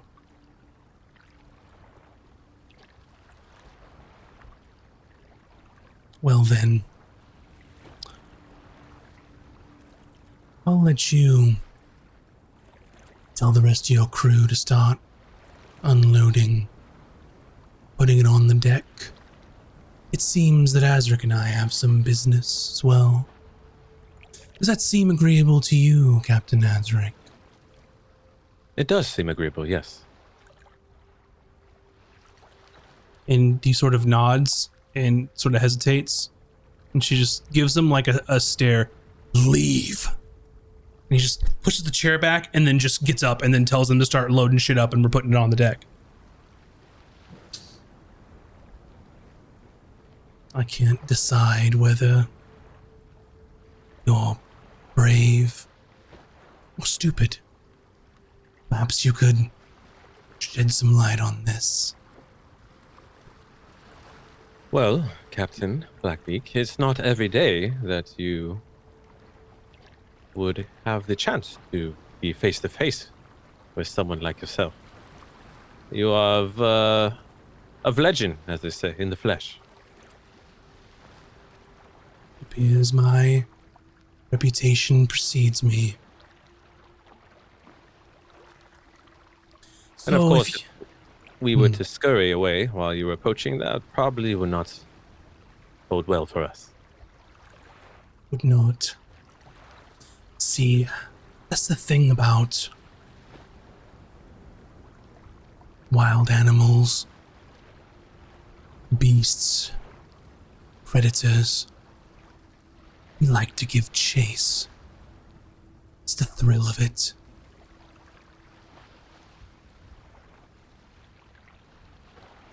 So, wise of you to stay put.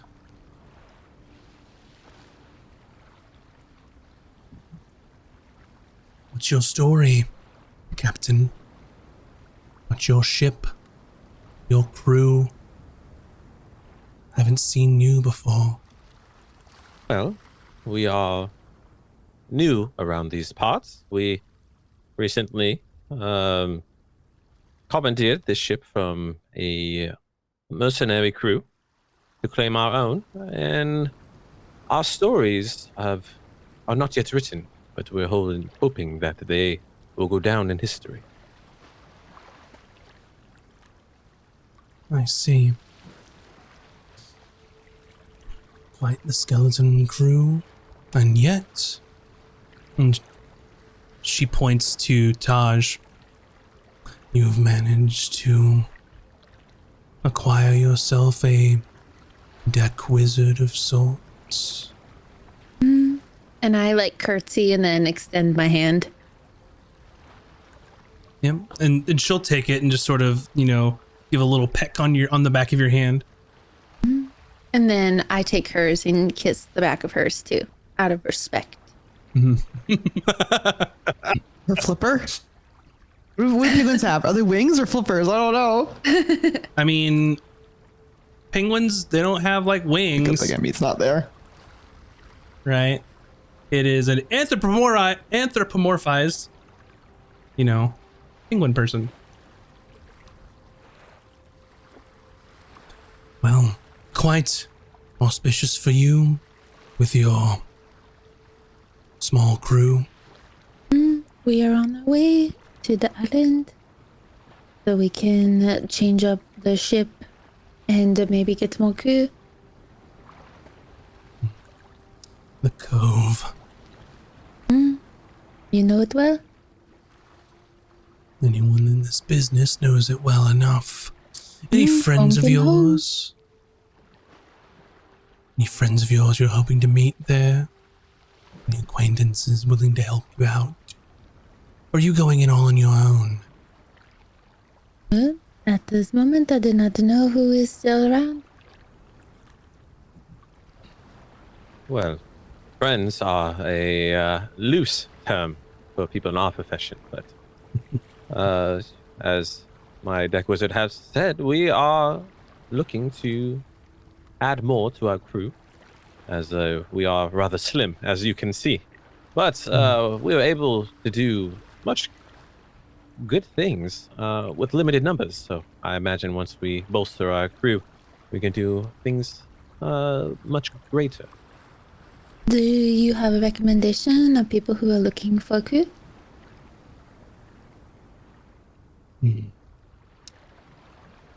Perhaps we could come to some sort of agreement after, of course, we decide the cargo here. And she looks over at Hayden, judging by your crossed arms and stoic face. I'm guessing you're the quartermaster. That would be my position, yes. So, new ship, new crew. What's your old ship? Well, this sort of ragtag crew that we have now sort of stumbled upon one another. None of us were on a crew initially. We were all off on our own business until we found ourselves allied, in which case we worked together to commandeer this ship. So the previous ship doesn't apply, unfortunately. What about you two? Gestures over to Azric and to Taj. Oh, you can say I was raised in this environment. But we were formerly part of the Withered Rose. Azric and Taj used to be part of the Withered Rose.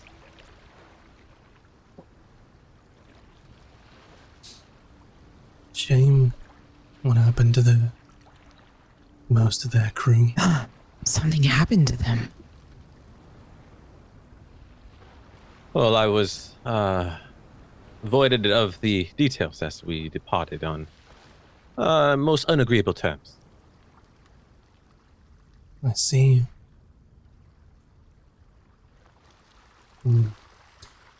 Marius. What happened to them? Marius.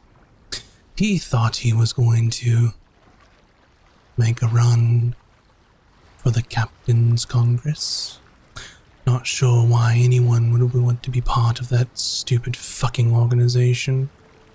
Something about a captain's congress. Well, his little mishap has been quite the setback for him. I heard some of his own crossed him. Was that before your time, I'm guessing? Well, it's hard to say.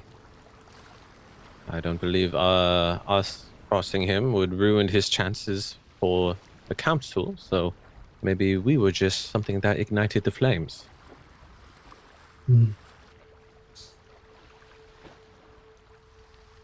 No real loss. He was adequate at best. Agreed. He was a shit pirate, to be honest. I would say, given his current circumstances, I would agree with you.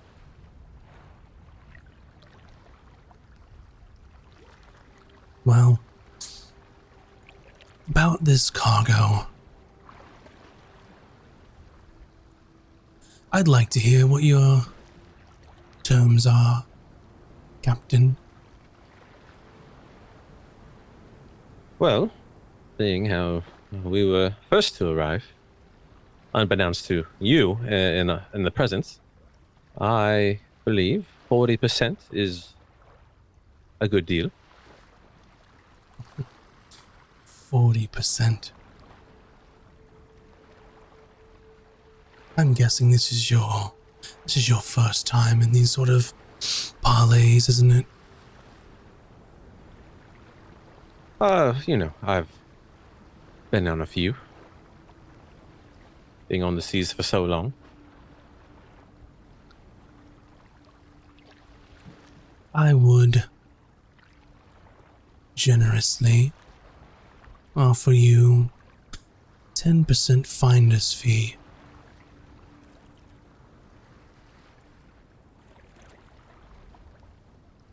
%, and I can recruit the current crew here aboard this vessel, if they are willing. Make a persuasion roll. Oh boy, okay. Can I assist? Sure. What are you going to say to add to this? You do not need most of this cargo. And you do not need these people. We both know that. So why not to give us a win?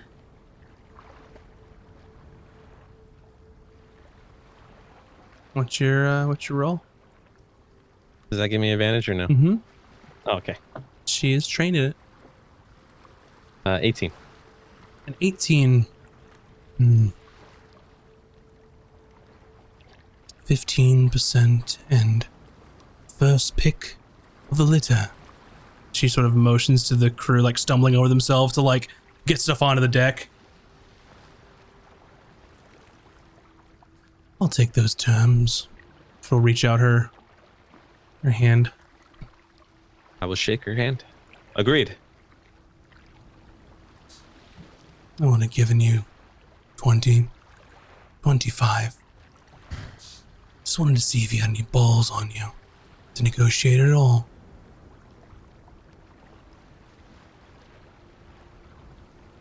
Well, hopefully I delivered, and then I try to flex my pecs.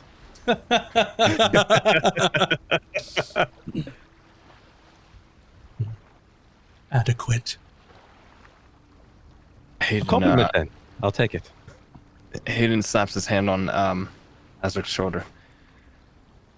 First pick of the crew, wasn't it? Yes. All right, let's get to it. And then Hayden's gonna go off and how many crew would you say is currently shuffling stuff onto the deck right now? There's probably like 5 that are currently like pulling things up and down. You notice about like maybe between 8 to 10 total crew. One of them's now dead, the merchant captain, leaving like maybe 7 to 9 to pick from. And then that's going to be how many want to join the life of piracy as well. Hayden will walk over and, hey, oi, all of you lot, listen. I need every man to state their amount of years on the sea immediately. Alrighty. So of the group there, you can make out a dwarven woman. There is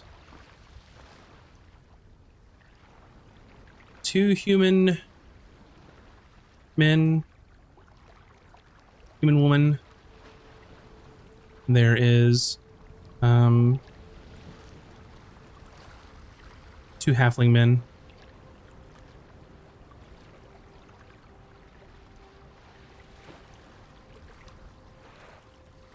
And then, of course, the last being the wood elf. So being a total of 7. What were the questions that you asked to be answered? How many years experience basically on sailing ships? Yeah. So we'll go in order here. The dwarven woman sort of stands tall and says, 9. And your role? Bosun. Right. And the 2 human men, one of them goes, 6 months. The other says, 9 months. The human woman, she says, 3 years. The 2 halflings pipe up, 2 years? 1 year. And then the wood elf says, 1.5 years. Yeah. So the longest serving one was the acting bosun on the ship, and the others are just deckhand positions. Yep. So you've basically, with this such a small ship, you've got like the merchant made himself captain. He named someone else first mate. They probably don't have a quartermaster. The dwarven woman was named bosun, and the rest are probably just crew. Like, it's a stretch to have a captain, a first mate, and a bosun on that small of a ship in the first place. So he was probably just playing sailor and naming people positions. I'll turn towards. You said dwarven woman. That's 9 years. Now, I don't know what good Captain Blackbeak has in store. I believe she said most of you will get to return to where you came from. However, we have need of crew. And if you are willing to sail on an up-and-coming vessel, willing to take part in earning some real wealth, then I would invite you aboard the Unfortunate. Make a persuasion roll. Okay. So do we just get first dibs on? We get a pick first. It's like picking teams. We get a pick first. Is that what it is? She's just letting. So Ezra agreed to like 15%, and then first run at the crew to see if anyone wants to join. We have first run on anyone. So basically, if they're smart, they're going to join up with us. Because if they're not smart, they're with her. Yeah. If she even wants any. I'll go ahead and use my inspiration on this one.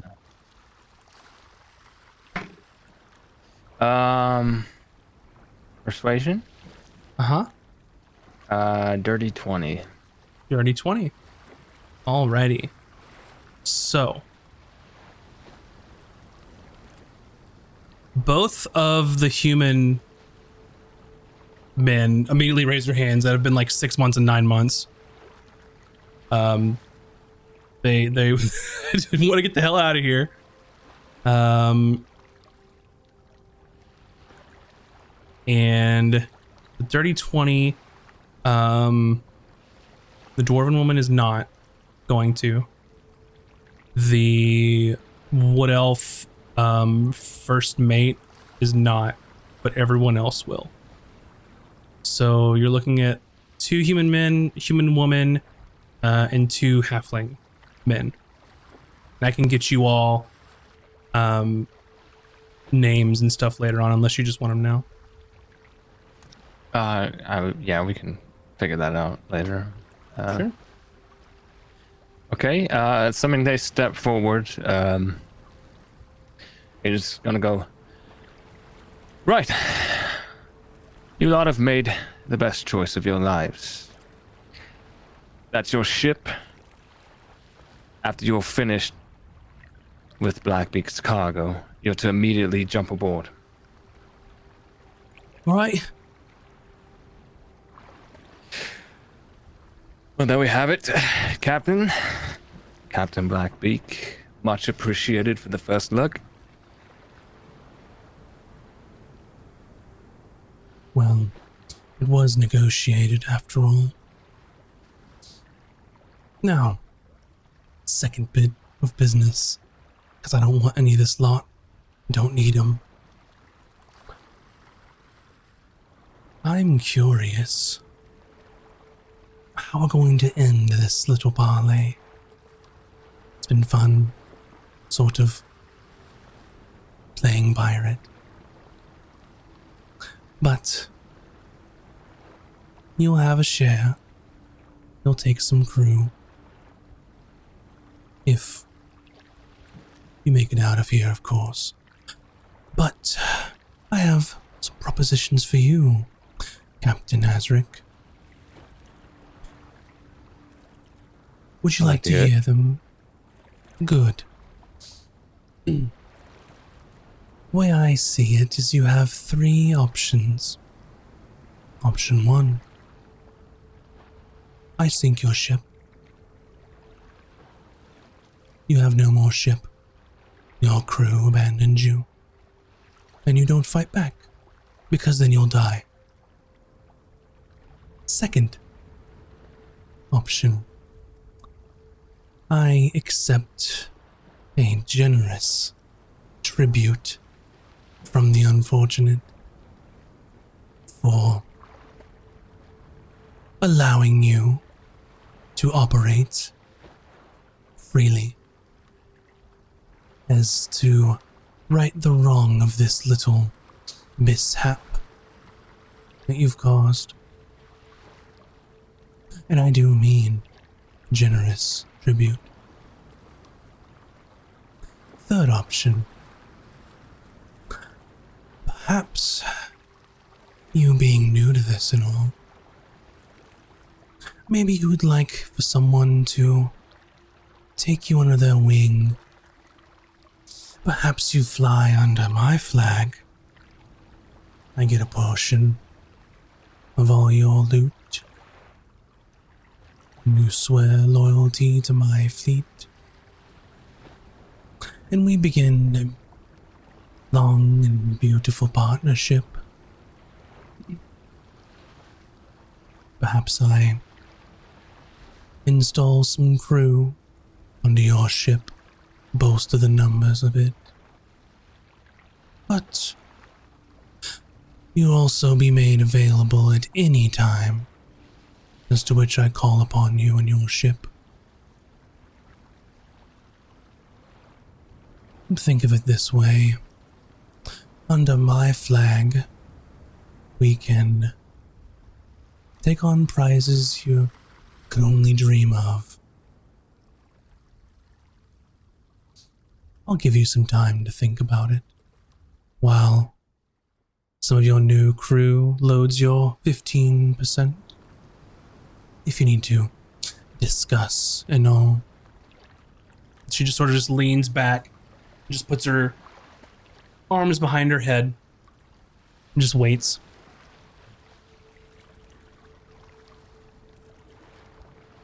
Can you explain it again in like a TLDR? TLDR. Option 1, she sinks your boat and leaves you stranded and says you won't fight back because then I'll just kill you. Option 2, she says you will give me either a bunch of gold, goods, items, information that will belong to her, and then she will let you leave because you have righted your wrong of daring to intercept her quarry. Or 3, you basically align with Captain Blackbeak and sail under her banner as part of her fleet, of which you will have autonomy to do your pirate things. She will get a portion of your spoils, but would also have the ability to call upon you whenever needed, and also floated the possibility of taking bigger prizes, as there will be more than one ship, and that you all could share the spoils of bigger takes. So she would share her spoils with us because we're part of her? No. Or if like we needed stuff from her, she'd give us money? So you haven't really negotiated terms yet, but basically it's like, I'll let you go do your own pirate stuff and you're under my wing now. So because of that, you got to pay me, you know, We owe her dues, basically. we owe her like dues. But with that, you're under her banner. She might call on you to do favors for her. But if there's ever a point to where there's a big enough like mission or prize that you all get involved in it, then that would be sort of a much bigger payday than you all could ever do on your own. So if it's like a joint venture, then you would get a share like normal. But any share that you do outside of that, she owns some of it.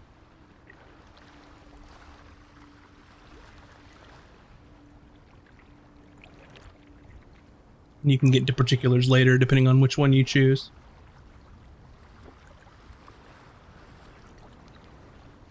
Don't want to die. Well, I appreciate your generosity, Captain Blackbeak. I will take this and discuss with my officers. You do that. I look forward to hearing your answer. Right. If you excuse me, I will return momentarily. By all means. And then I bow and return to the ship. Yep. I try to maintain the confidence and composure, and I say, officers, captain's quarters, please, now. And then I have a question. Is the information part, is that like information we currently know or future information, bring it to her? I was just giving you ideas, but I would, in that case, it would be something to trade to her now. Okay. But it would have to be very substantial, you would assume.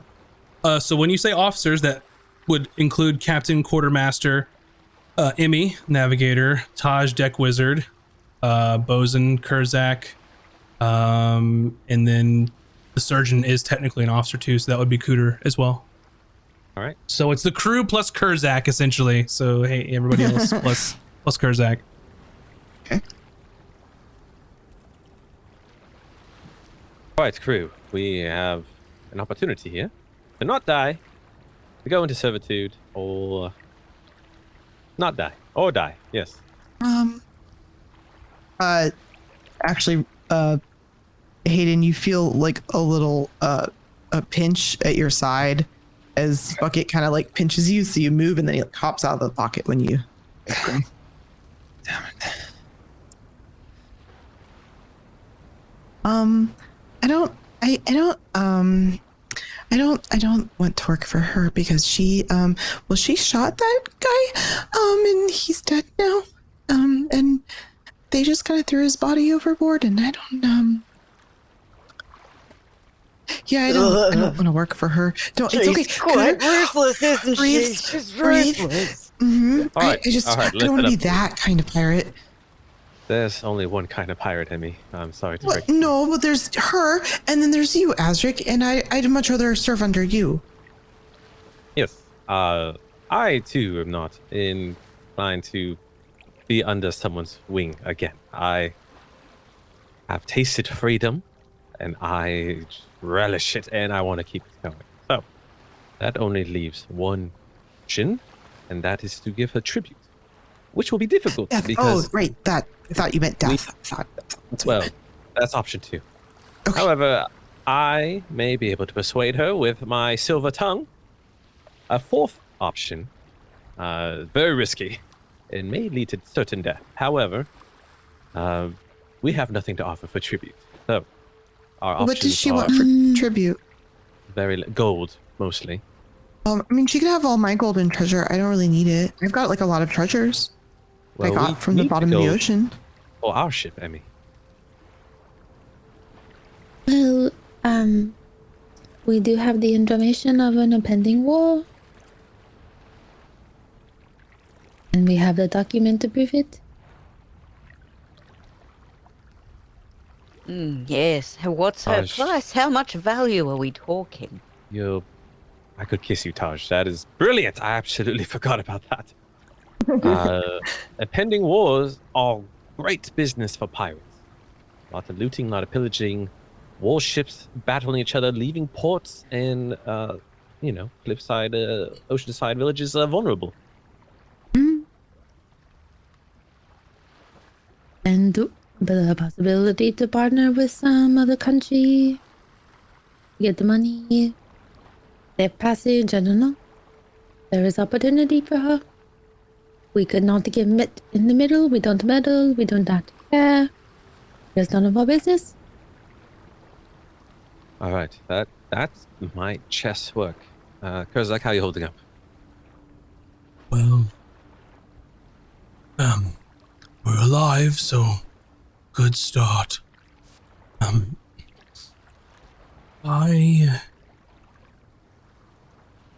I don't know if it would be so bad if we did align ourselves. Just being honest. That would gain us immediate notoriety.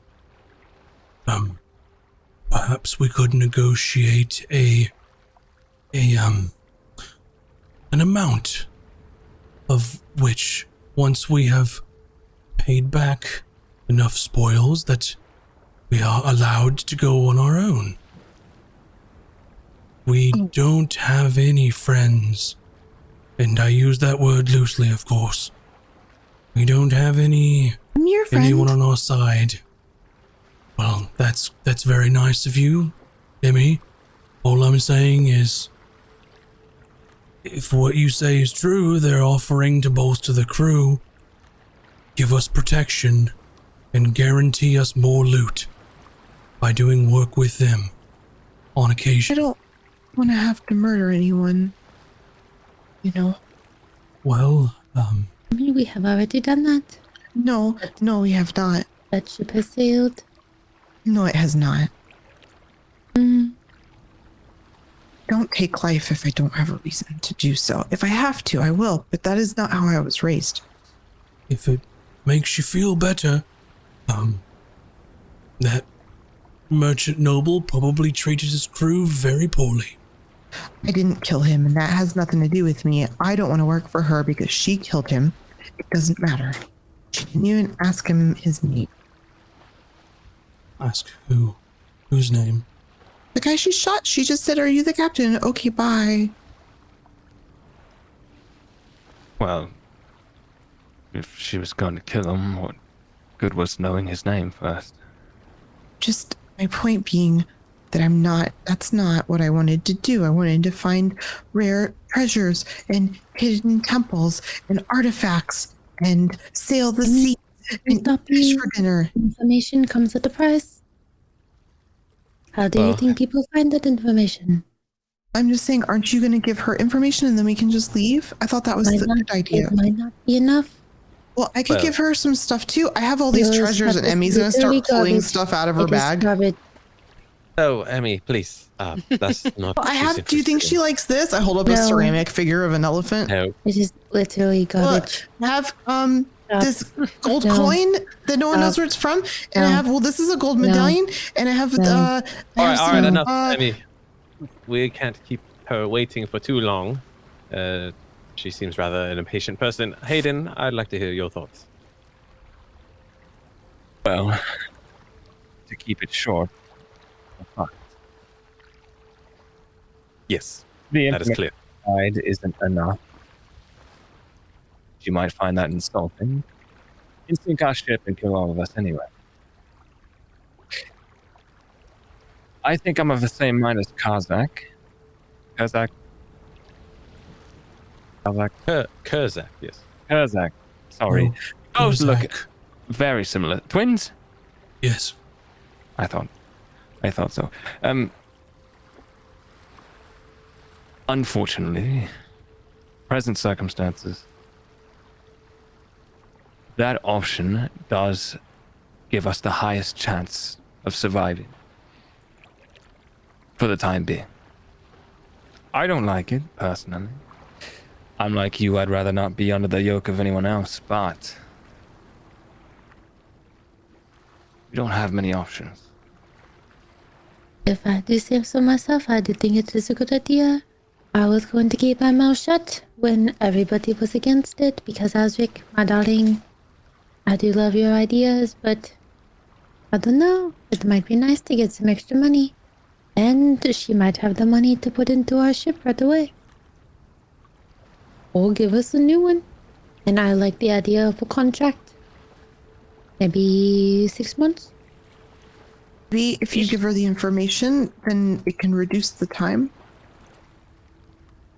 But if we give her the information to see if that is enough, and then if it is not enough, then information in 3 months' time. I believe Months isn't so bad. information is the highest currency.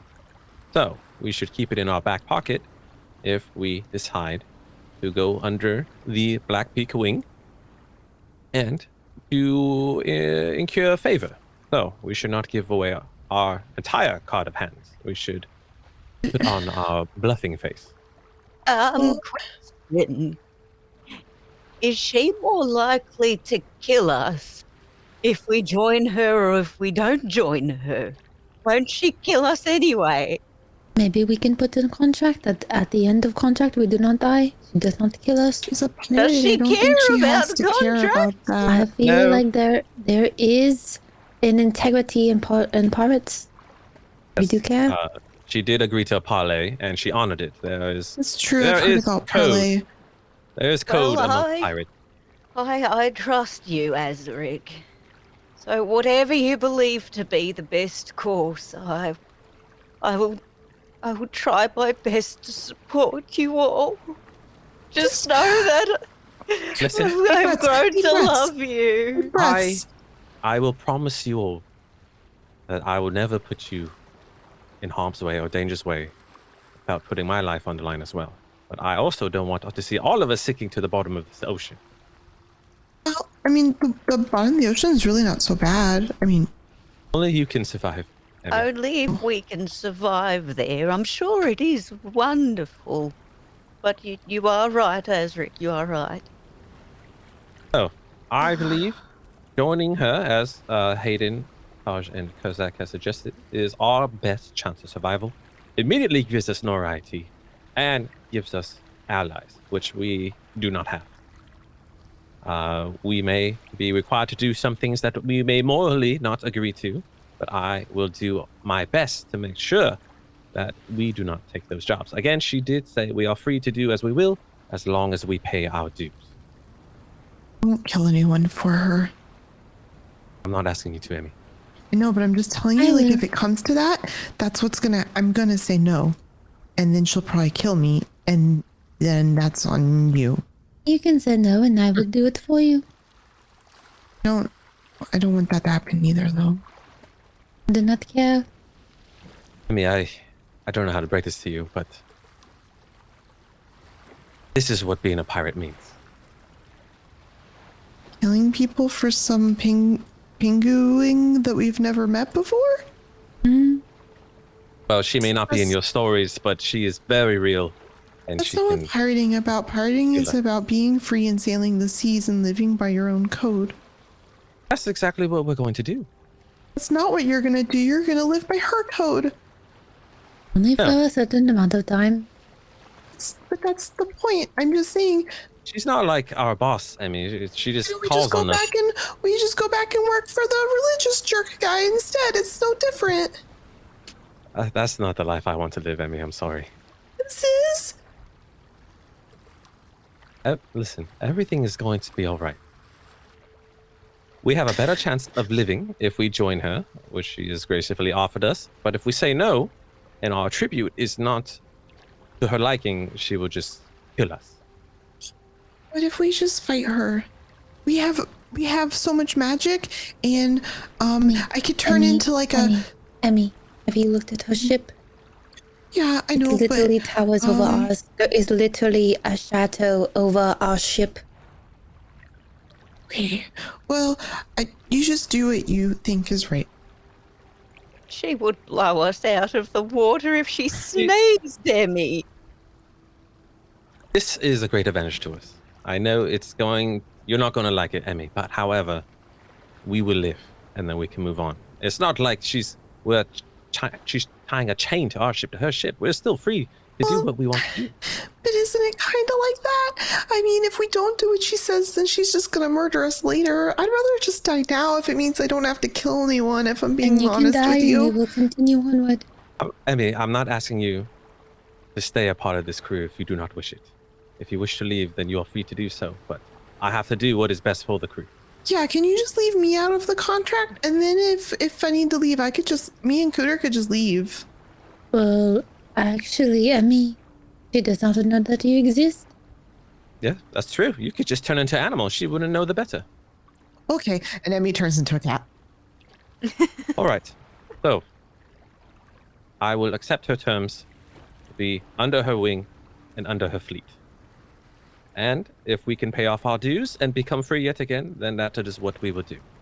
Or we can just leave this ocean. I don't know. So Kurzak was gonna reach out to Emmy, and then she wild shaped into a cat, and he goes, "Ooh, kitty," and then like just tries to pet to like calm her down, and then kinda he goes- like, But lets him pet her. and then he kind of like pats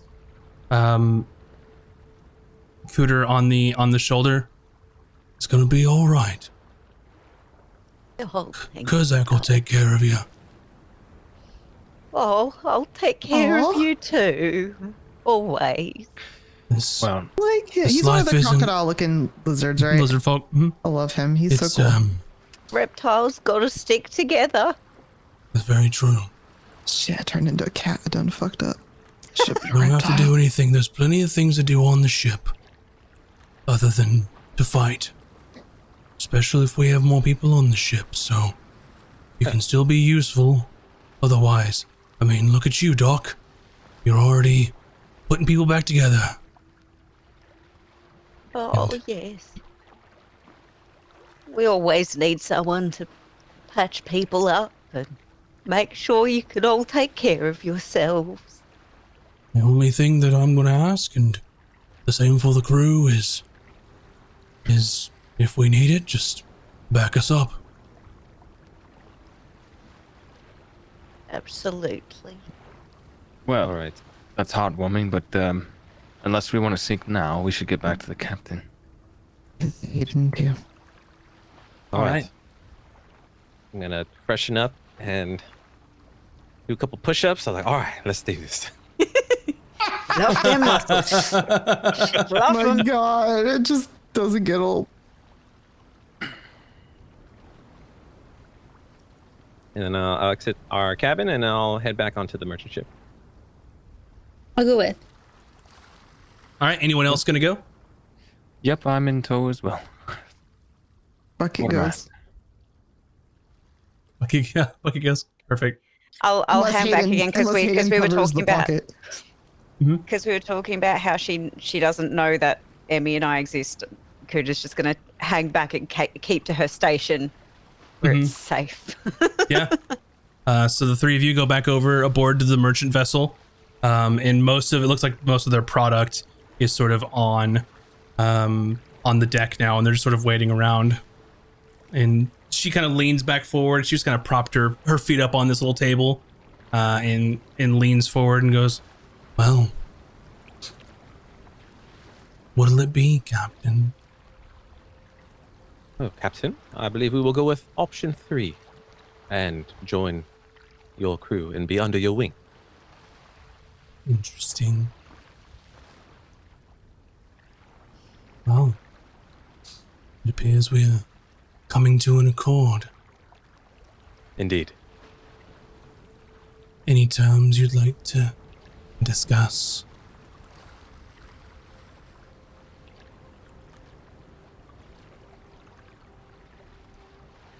I don't know any about this term stuff, so if you can help me, Max. What you were just talking about like a length of time, an amount of money, like is there anything that you want other than just like we're with you now? Okay.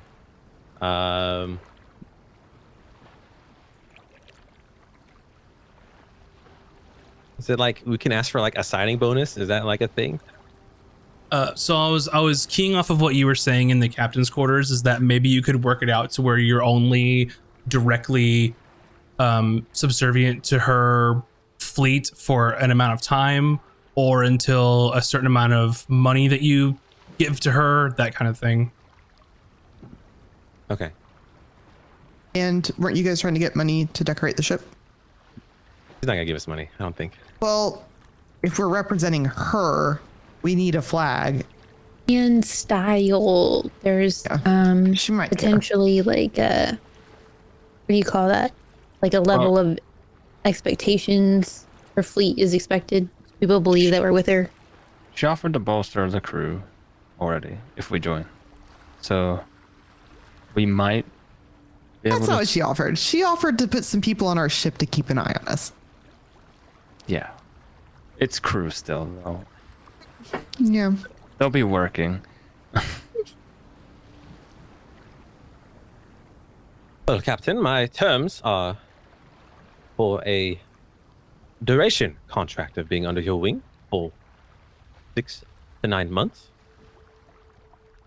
Funds to outfit our ship, to better emulate and showcase that we are part of the Blackbeak Pirate Armada, if you will. And enough to pay our share to regain our freedom to be off on our own yet again. Was your last term? My last turn? Yes. What was the last thing you just said? Oh, so apologies. That's to pay off towards our freedom. 6 to 9 months.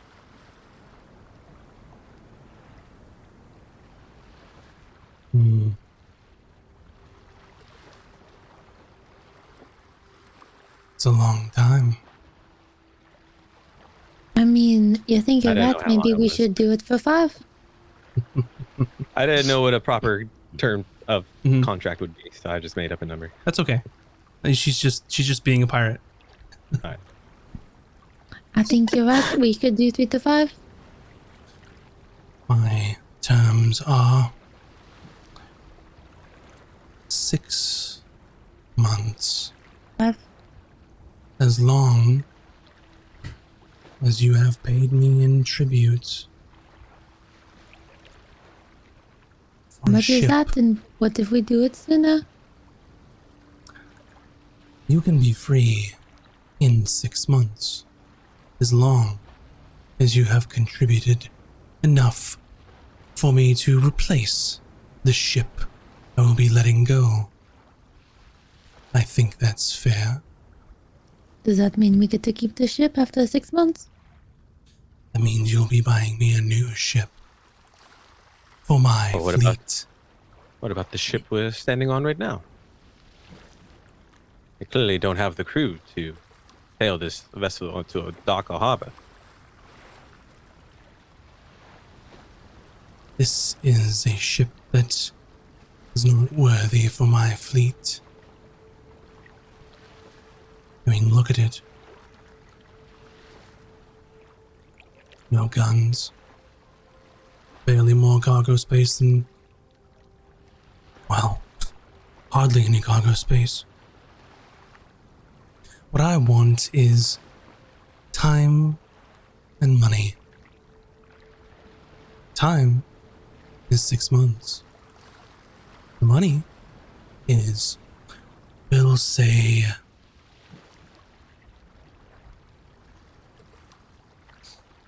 if you give me the gold required for a sailing ship, you can have 6 months. If you give me enough gold for a warship, we'll call it 3 months. So it would behoove you and be in your best interest to earn not only for you, but also for me.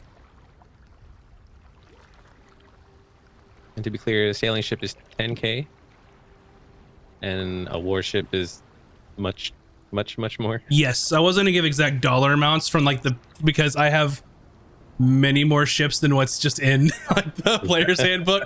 But yes, like a sailing ship or something of the sort would be similar to like what your ship would be, and then like a warship would be basically in between of what's her ship and your ship. We'll call it that for now. We can crunch numbers and play Dungeons and Accountants later. And I believe we have an agreement, Captain Blackbeak. Anything else that you require, Captain? 20% of the cargo on this ship? I apologize, my dear, but that part of the agreement's already been negotiated. Your captain did shake on it. I would hate for him to go back upon his agreement. That would be in bad form. And this was a try? Well, I would also be open to maybe some upfront funds to help outfit our ship to better help serve you in the ocean. She looks at the expedience on the side of the ship. I will.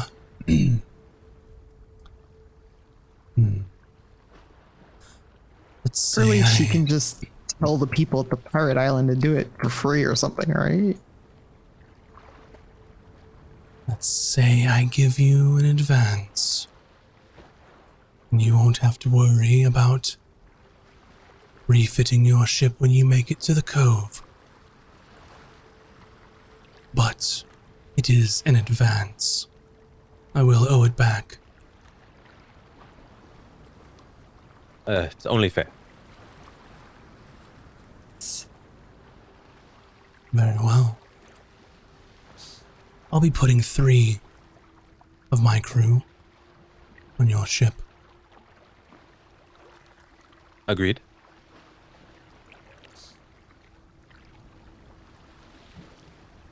I would require 1 to be in an officer's position.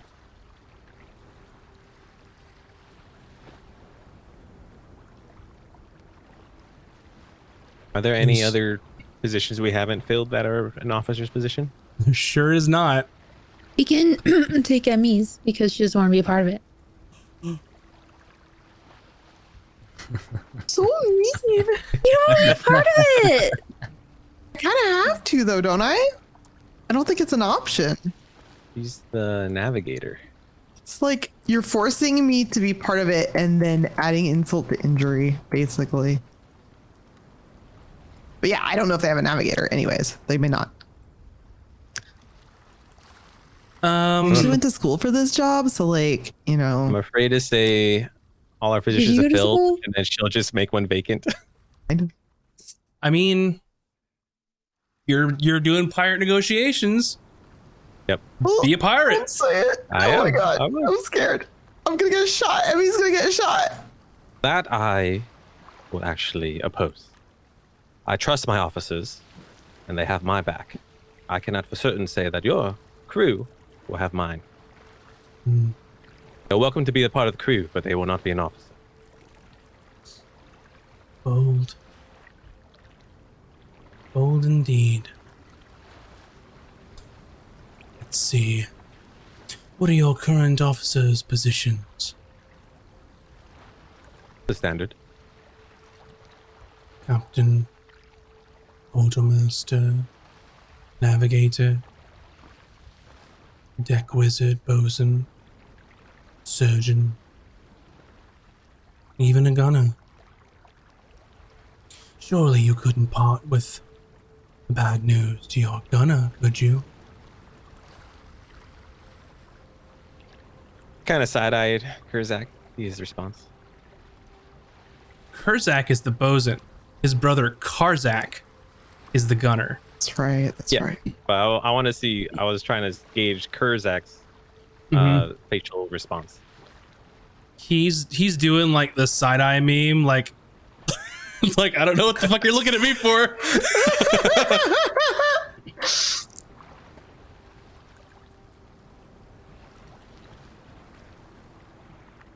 I stand firm on this negotiation. Then don't have any vacancies. Perhaps I'll just make a vacancy. Perhaps a special consulting position. Sort of my liaison apart on your vessel. If all your positions are filled. I could make room for an ambassador position, yes. They'll still do work amongst the other two as well. As long as they are part of your inner circle. That's all that I care about. I can agree to that. And it seems we have an accord. I do have one more stipulation, Captain. Very well. As they will be serving under my ship and have to follow my orders. Respectfully, I would ask that you would not send some crew over who are bloodthirsty. Have a level head. I don't need any hot-headed fools causing me any trouble. I see. Well, lucky for you, Captain. All of my crew are smart enough to do what they're told. If I'm reading between the lines correctly.